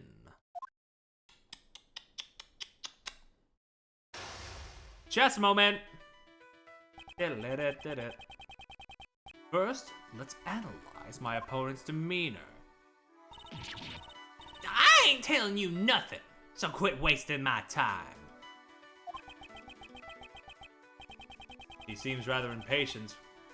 She's gonna try to cut off the conversation. I must be careful with my time. Won't have long to consider responses. Almost certain that she's hiding something from me. What made you think that, eh? That's where I'll begin my attack. Now, time for the first move.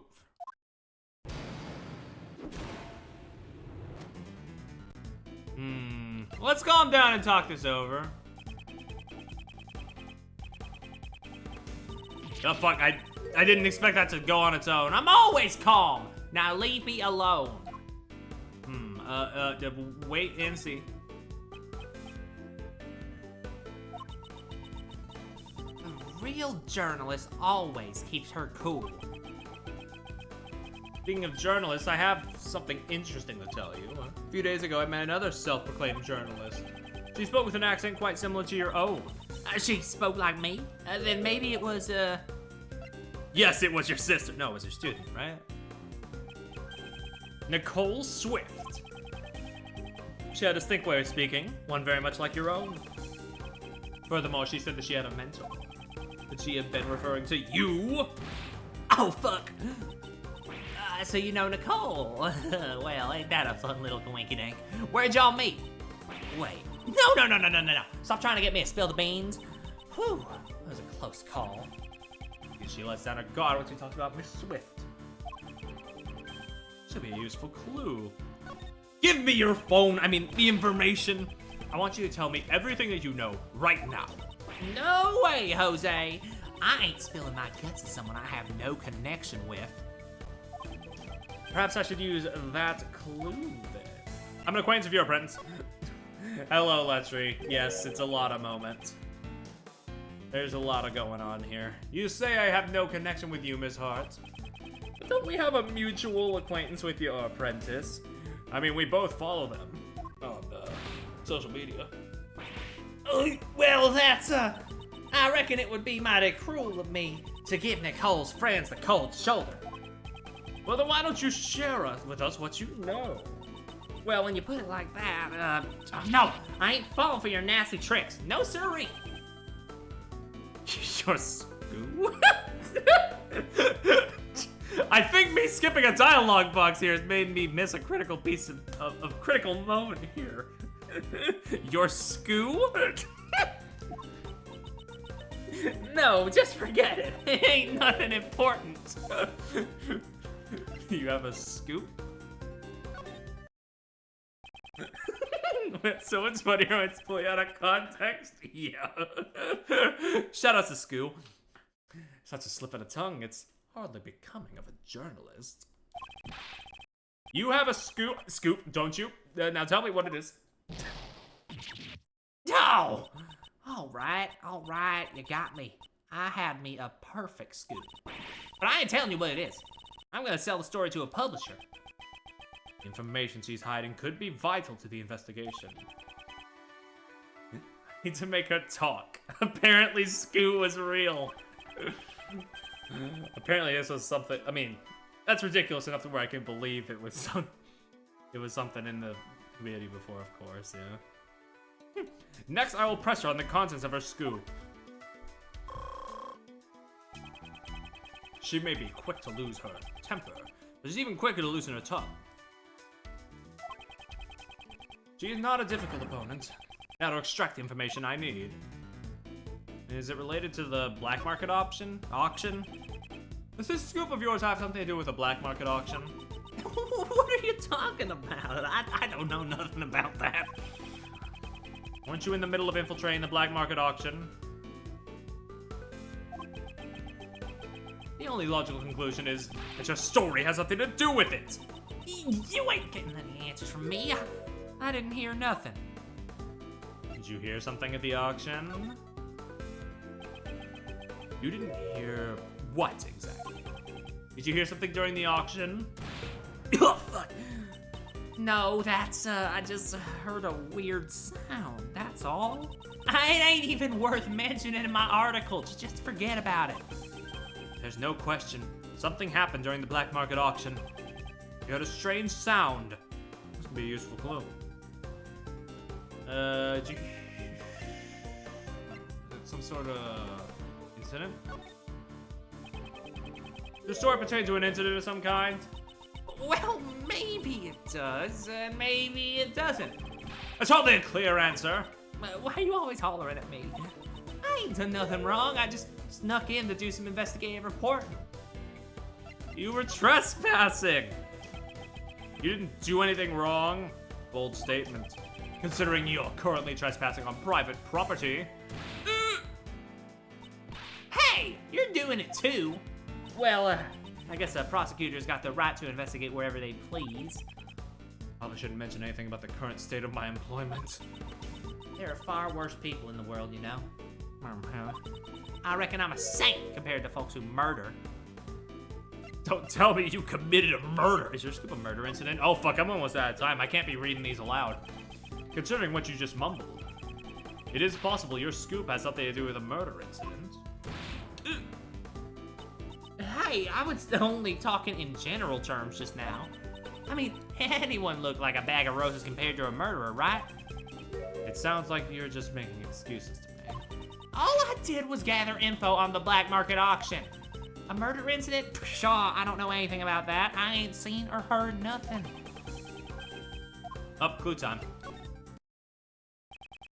Didn't you say you heard something strange during the auction? It stuck out to you so much, it must not have been a sound that you would normally hear. For example, the screams of a murder victim. Whoop-pow. Duh! How do you keep figuring everything out so quick? That's right. I stumbled upon a murder in the middle of my stakeout. But please, don't make me say any more. This is the biggest scoop I've had in a while. Murder that she overheard. Most likely the same incident we are currently investigating. This is bound to be crucial information. I'll finish this by confirming the credibility. Woo! We were cutting it down to the wire there. Alright, tell me more about the incident. Are you still on? Did you really stumble upon a murder? You call me a liar? It was fighting words. If it's a fight you want, it's a fight you'll get. No, wait and see. I'm a bona fide journalist. I would never publish lies in my articles. Faster and more accurate than anyone. That's my motto. Her motto, huh? It's gonna be a useful clue. Keep it in mind. Tell me more about the incident. Tell me what you know about the murder incident, in full detail. Well, my memory ain't what it used to be. Not much I can talk about. I ain't the most attentive gal in the world, you know. Isn't accuracy part of your motto? Bitch, I'd hardly expect a bona fide journalist to be so inattentive. Didn't you just say your motto is to be faster and more accurate than anyone? Bam. Ugh, well, that's, As I expected, the credibility of your information is suspect. But I know what I heard. I even got proof. You have proof? How is that possible? Explain yourself at once. Back. I got me some evidence. Wait, you heard that? Well, I was just talking to myself. Y'all just go on and pay it no mind. Seems she's still hiding something. This is an important clue. We'll need to use it effectively. Are you still hiding something? I ain't hiding nothing from nobody. I already done told you everything I know. You still haven't told me everything. Boots.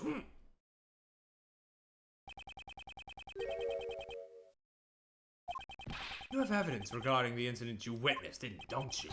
Something definitive enough to publish in an article. No! What in tarnation? Let me off the hook already. Fine, I'll tell you everything. I'll even show you the photo I took if you stop harassing me. That good enough for you? Checkmate. Yeah, give me those loud noises. I lost. I really lost. The mouth of the South has been defeated. Is that what she calls herself? Now then, it's time to come clean. Tell me everything you know. I was watching the auction, gathering info for my story. You didn't just watch, though. You got shocking photos, too, right? How'd you do that? Ugh. A little while after the auction started, someone won a bid, and the conductor banged the gavel. Someone hollered, "We'll finish the deal upstairs," or something like that. That ain't good, I thought to myself, and I hurried back to hide behind the statue. Did you see whoever came up? Not quite, but I reckon the feller that came up was the winner of the bid. I could smell the buttery aroma of Big Fat Wad's cash. Buttery aroma? Ugh, I can't imagine anything like that at all. I reckon this room is where the bidders ponied up the dough for their purchases. Two of them talked for a while. Wait, there was a second person in the storeroom? You betcha. I reckon it was the conductor. Then out of nowhere, one of them started screaming. Almost scared my britches off. I rolled myself up into a ball and kept on laying low. Witnessed the murder. Well, wouldn't say I witnessed it, but I definitely heard it through. Heard it, though. Did you try to stop them? Just stop right there. That ain't even funny. What's a dainty little thing like me gonna do? Dainty? After that, I heard me some rustling and bustling. The whole time I was really regretting coming here something fierce. Well, yeah, that makes sense. I mean, but nothing gets in the way of Lotta Hart and her photos. That was my big scoop. Ain't no way I was gonna let it slip away. A bit later, I hear this loud thud. Figured it was my last chance to snap me a photo from behind the statue. Well then, would you please show us the photo? I feel like I'm gonna die. No, why do I have to? This is Red Hood from Hoodwinked. The person in the red raincoat who attacked Kay. The person in the red raincoat assaulted the victim in the storeroom and attacked Kay on the roof. There's only one person in this photo. Where is the victim? Yeah, I thought it was strange too. Could have sworn there were two of them, but when I looked, there was only the one. That's gotta be the killer, don't you reckon? So you're saying the victim disappeared?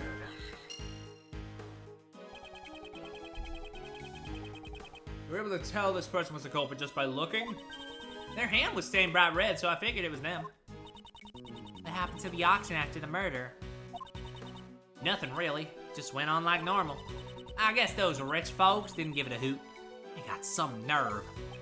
The nerve of a journalist is nothing to scoff at either.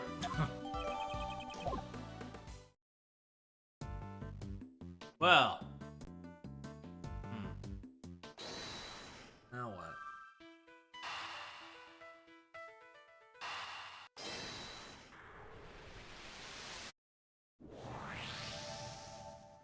That's your a lot.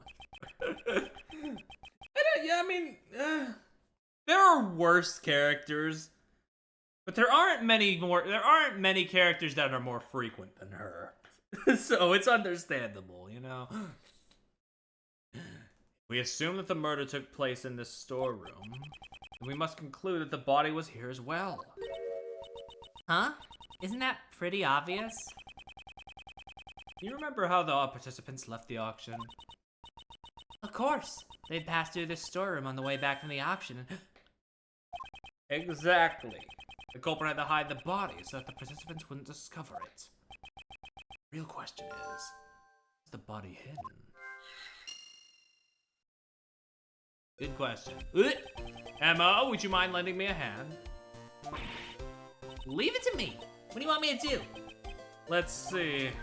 Use your luminol reagent to test for a blood reaction, if you would please.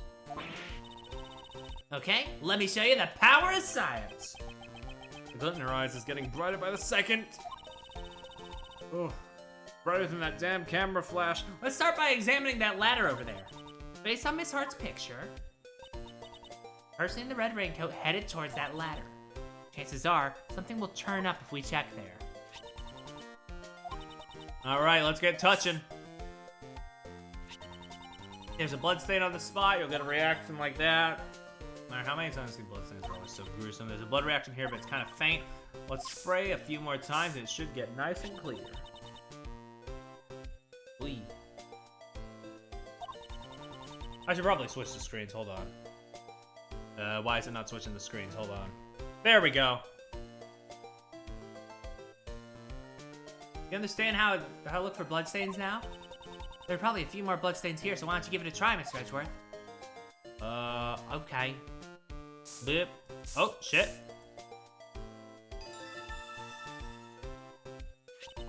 Let's search the rest of the storeroom for bloodstains just like that. Blip. First, let's look for a place to spray the reagent.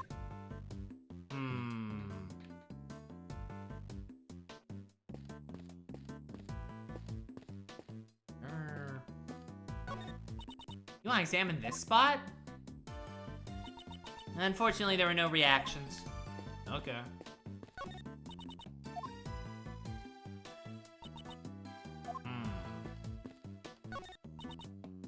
Let's look around here. Okay. Oh! Nice. There's some spots here. Mr. Edgeworth, there's a bloodstain here too. However, why is there a bloodstain in a place like that? Maybe something had blood on it that was stored inside. Maybe. Mr. Edgeworth, there's still places we haven't checked yet. Yeah, I know. We still haven't gone through this whole half of the room. No.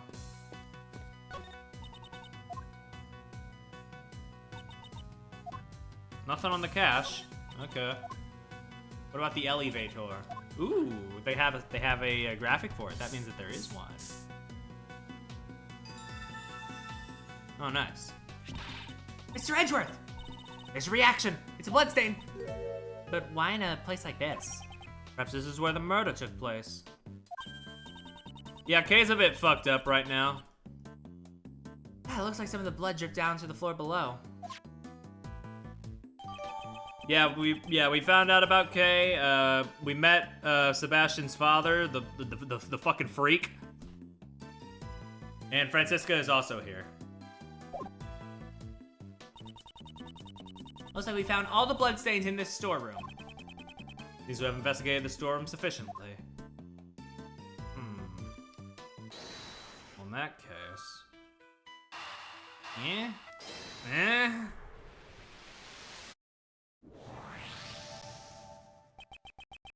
The reason why we found a bloodstain in the costume trunk is because the murderer hid the body in that box. I wonder who won the bid for it. The trunk, I mean. That, I don't know. In a certain way, everything worked out exactly as someone wanted. Hold it! Hold it! It couldn't have been in that dressing box. What do you mean? When I first came down here, that box caught my eye, too. It was just the right size. It would have made the perfect hiding place. That's what I thought, anyway. Couldn't get the dang thing to open. Been wrapped up real tight with a locked chain. Murder happened after that, so hiding a body in there would have been kind of impossible, you know? A chain wrapped around it? It's strange. Right now, it doesn't seem to be locked up at all. Huh? That's weird. Maybe my eyes were playing tricks on me or something.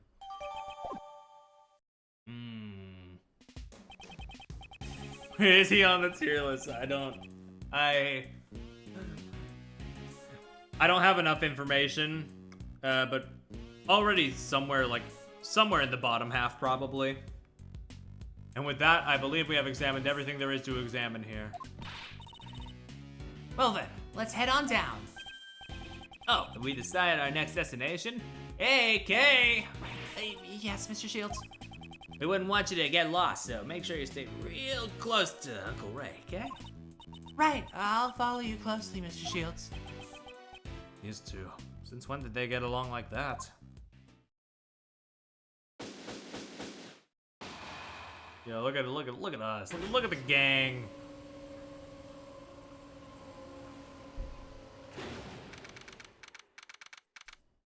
Well, look who's come back.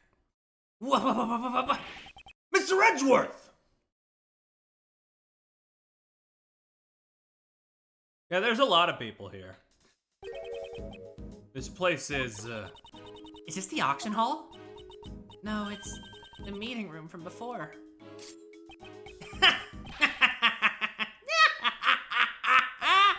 How nice of you to drop in, Kay Faraday.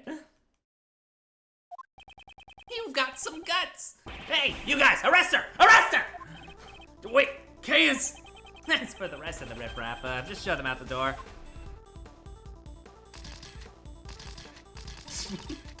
Lotta, please.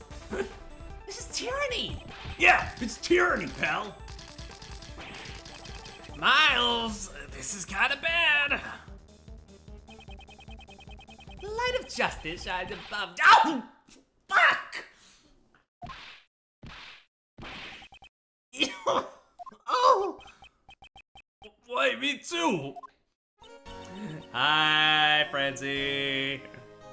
Oh, that's strange. I was aiming for that weak ex-prosecutor. You were clearly aiming at me. Maybe something got in my way. Particularly. Oh! I forgot she whips the child. Yeah. Not commenting any further, but yeah. Right around there. Francisca? Just what do you think you're doing here, ex-prosecutor Miles Edgeworth? I do not believe that Kay is the culprit behind this incident. You're just an ordinary man without investigation rights. What you say does not matter. Might as well be, I don't know, John Edgeworth. So fucking ordinary. I am Francisca von Karma. I will never stop moving forward. However, you chose to quit. The outcome of your battle has already been decided. I cast away my badge because it became a millstone around my neck. I shall continue moving forward, even without it. The path I walk will surely lead to the truth. My actions are driven by that belief. That's something which will never change. So you're saying that you found the path to the truth? Then show it to me. What if that path proves to be a foolish one? It will not survive my whip. I'm telling you, it better not be cringe. The victim used her keycard and entered this room with the culprit. Then, the culprit stabbed the victim in the chest with the candelabra, killing her. Shouldn't the letter make it obvious who the culprit is? Of course, the crime scene was right here in this room. The PIC meeting room. The proof is the bloodstain. The proof is the bloodstain we found here in the meeting room. That settles it, Miles Edgeworth. Miss Von Karma seems really confident, doesn't she? I mean, when is she not? You know? Yeah, I see. She's a fiery one, isn't she? I don't mind a feisty cutie. So how about it? Fucking finally. Jesus Christ. How repulsive. Let's fucking go, dude. Yippee! Well, Miles Edgeworth, can you break my logic? I would have whipped him a couple more times just for good measure, but you know, I'll take one. If you truly have no intention of stopping here, prove it to me with evidence. Very well. I'll show you, Francisca. The evidence that paves my path. You know, I really hate to bring it up, but like, I can hear traces of the Charlie's grandma voice in the Francisca voice I do, and I will say that is completely unintentional.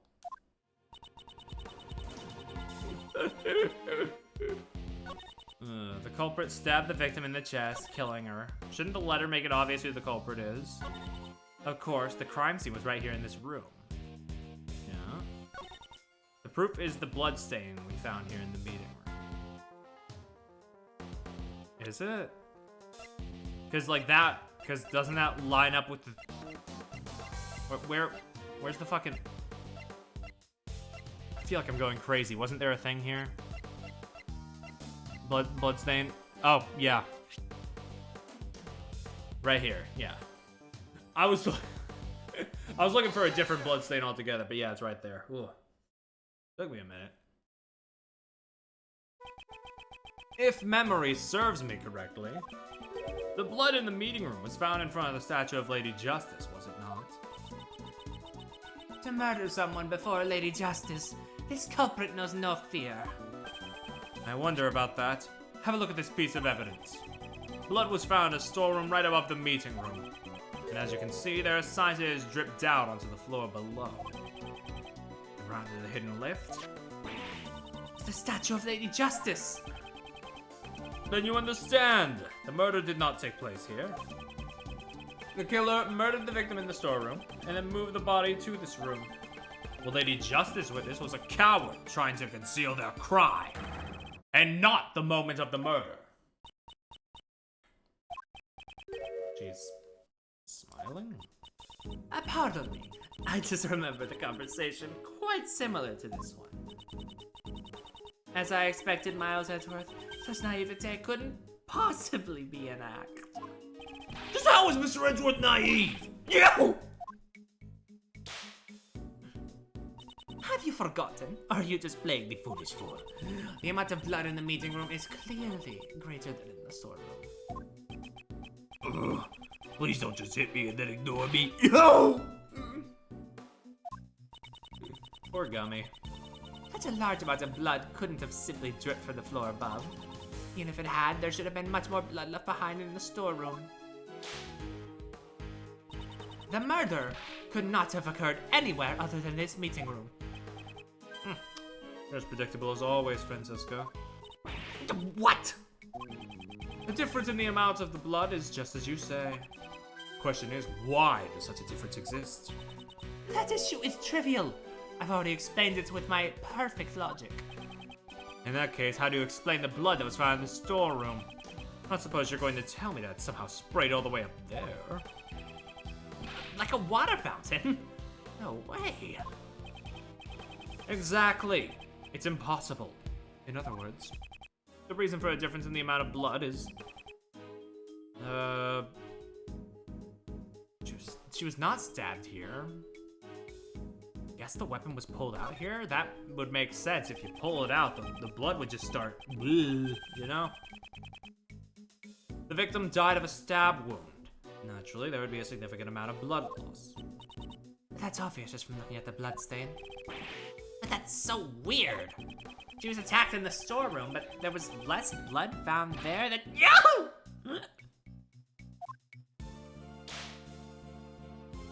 Silence, you third-rate prosecutor! But I'm the best. You know when you lose the most blood after getting stabbed with a sharp object? I know, it's when the sharp object is pulled out, right? Precisely. After being stabbed with the candelabra, the body was moved to the meter. And then the murder weapon was pulled out right here in this very room. That would account for a difference in the amount of blood that was left behind. But why would the culprit go through all that trouble? Most likely to give the impression that the murder occurred in the meeting room. It seems Miss Crane's keycard was used last night. But based on the time of use, it must have been employed by the culprit to mislead us. In all likelihood, it was the culprit who used the keycard to enter the meeting room. Why would the culprit have needed to do that? Well, perhaps they feared that the storm would be found out during the investigation.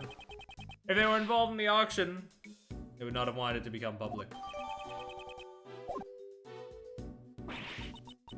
The auction, you say? Perhaps you should go upstairs and see for yourself what items are on display. I'm sure that will allow you to understand what occurred here. Damn, dude. Impressive, Miles Edgeworth. You're willing to go that far to protect her. There's something big lurking behind the scenes of this case. Kay simply got caught up in it. You're exaggerating. Am I now? More than anyone, I would think you'd understand the significance behind all this.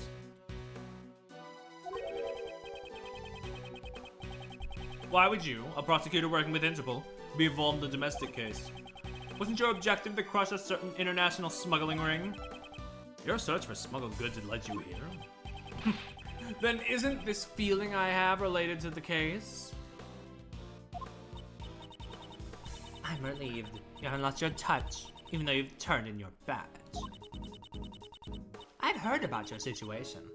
From Scruffy over there.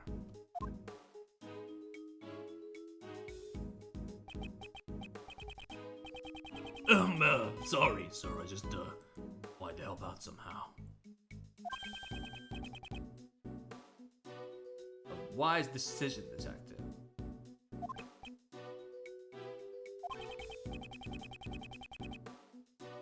Francesca, are you the ones in charge of this case?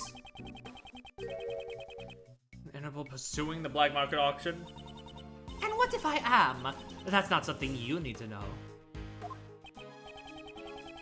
So you knew about all this from the very beginning? You knew the black market auction was being held right here. Hold it. Hey, mind if I butt in? Kinda. We had a good flow going here, dude. How'd that gal who turned out dead? You! Hey, I ain't done talking yet. No! You ain't changed a lick. This case doesn't need even a fragment of your faulty testimony. What are you saying? I'm bona fide Back then, you gave false testimony. Miss Von Karma seems to really dislike Lotta. Can't say she's fond of her. Ain't that Crane gal one of them PIC members? She's the spitting image of the conductor. I reckon she's... Ouch! She hit me again! What is the meaning of this? Answer me, Miles Edgeworth. From Miss Hart's testimony, we obtained a description of what the conductor was wearing. It matches what the victim, Jill Crane, was wearing. You mean to say the one who was murdered was the conductor?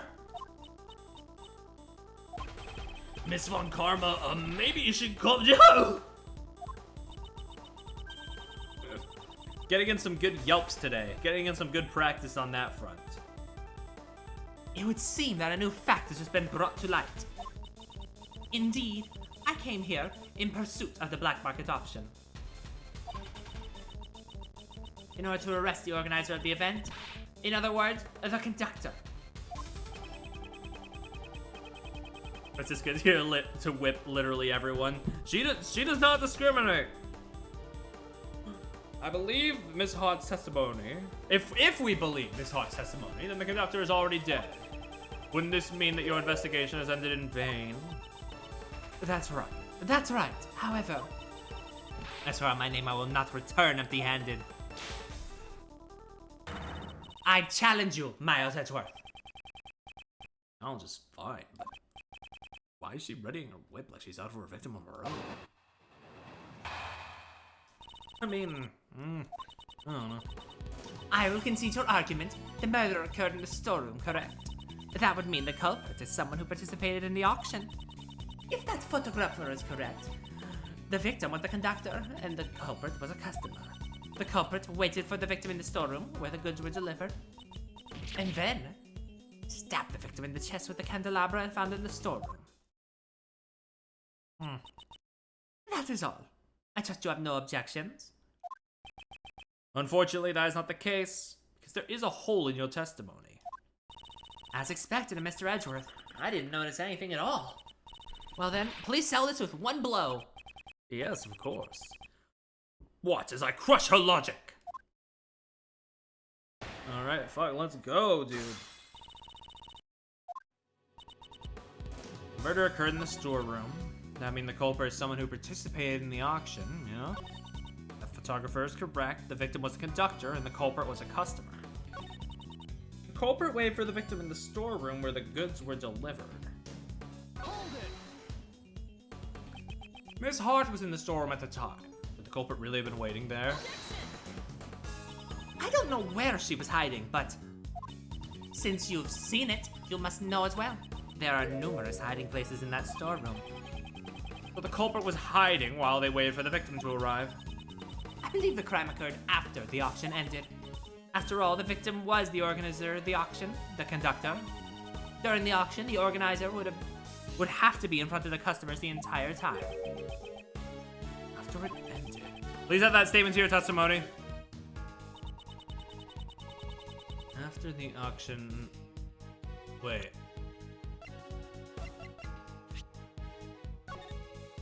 The black market auction was being held on the Grand Harley House. 11 people were in these. The auction continued even after the murder. Objection!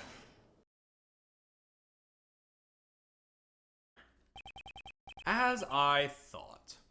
We're one step behind. What did you just say? The victim was not the conductor, and I have proof. Miss Hart's testimony. A photographer testimony is not trustworthy. What are y'all saying? I'm a bona fide journal. Didn't I already? Whatever. Cease your idle chatter.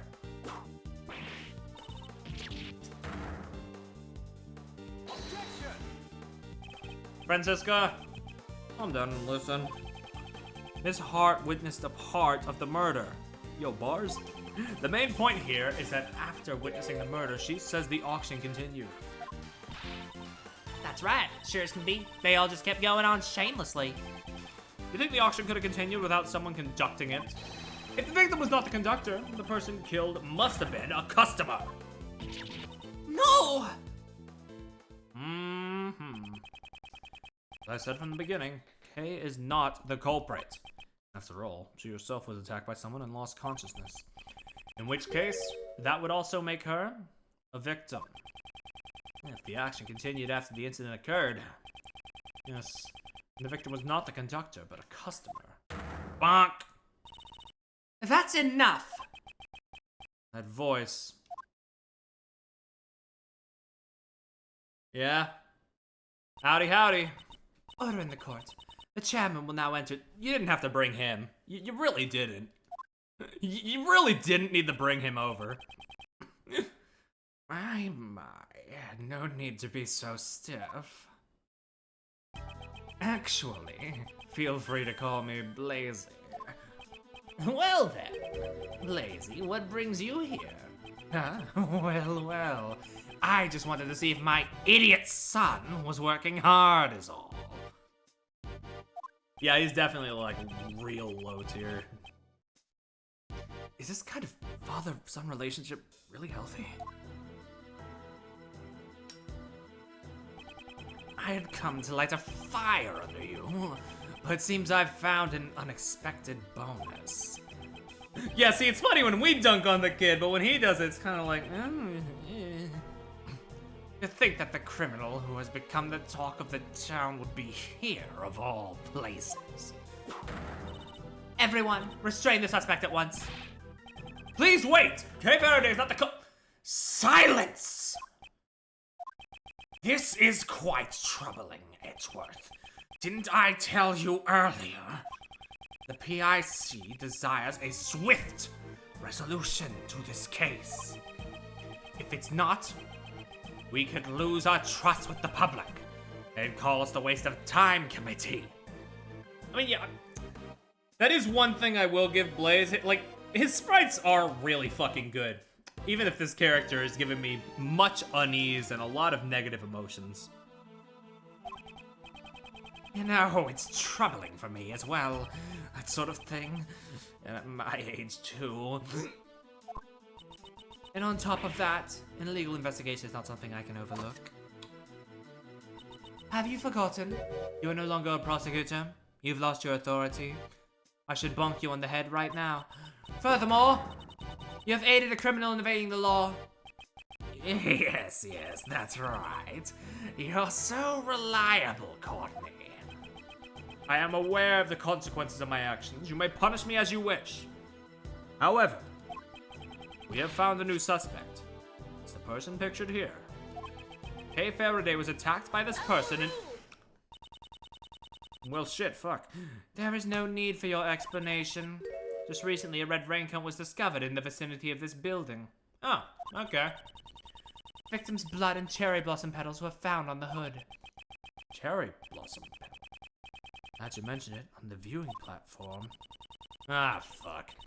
Yes, they were probably stuck on due to the blood. They were littered around the bloodstain. And we've received the forensic report on the blood, you know. There's no doubt about it. The person in that photo is the victim, Jill Crane. What did you say? Oh, man. Impossible! That would completely destroy the foundations of our logic. Wouldn't it just? We believe the person in the red raincoat was the culprit.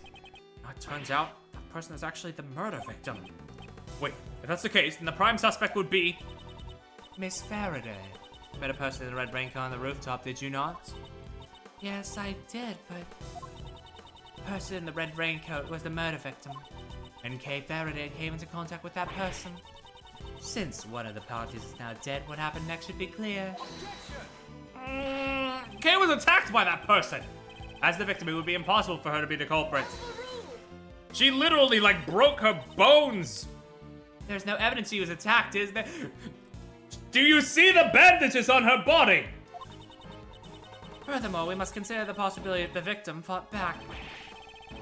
It's far too early to come to that conclusion. Kay is not the criminal. You're wrong.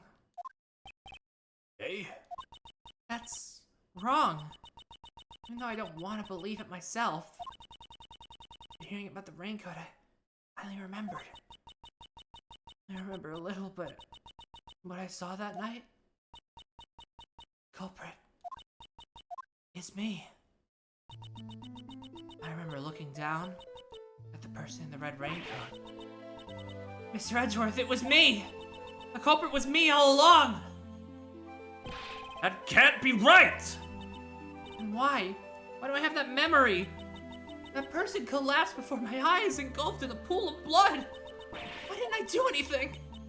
It must have been... I killed her. Crap. Oh, man. Well, that's pretty damning, isn't it? It is clear to me the validity of Kay Faraday's memory. Is it, though? I mean, she's forgotten everything else. Who's to say it's not faulty? Didn't you just doubt it until just now, pal? Congratulations, Miss Faraday. Your courage will surely allow you to be forgiven. Now, let us rejoice in the blessings of the goddess of law. Allow me to give my opinion as an international prosecutor. Her actions as a criminal are... Hurry! Arrest Kay Faraday at once! How dare you behave that way before me? You're being too forceful. Further verification is necessary. I'd even go so far as to say this is unlawful. Unfortunately, the law does not side with you. It sides with me, you see. But you know, the beautiful bond between you two has been hit deeply into my heart. That reminds me. You'd have forgotten one additional suspect. Edgeworth, that's you. Why? Wait, how is it me? Was that pal? Mr. Edgeworth hasn't done anything wrong. I beg to differ. That's right. You see, he's no longer a prosecutor, sadly enough. Your actions have gone too far this time. A legal investigation and assisting in the escape of a criminal. I cannot even think of you as a former prosecutor. Now humbly accept your punishment. Can you, like, tell me what I did wrong? Oh, yes, that's right. I believe the plan for today was to hold your hearing before the PIC. Why don't we leave the hearing for tomorrow, even though the result is already crystal clear? You should think long and hard about what you've done. Very long and very hard.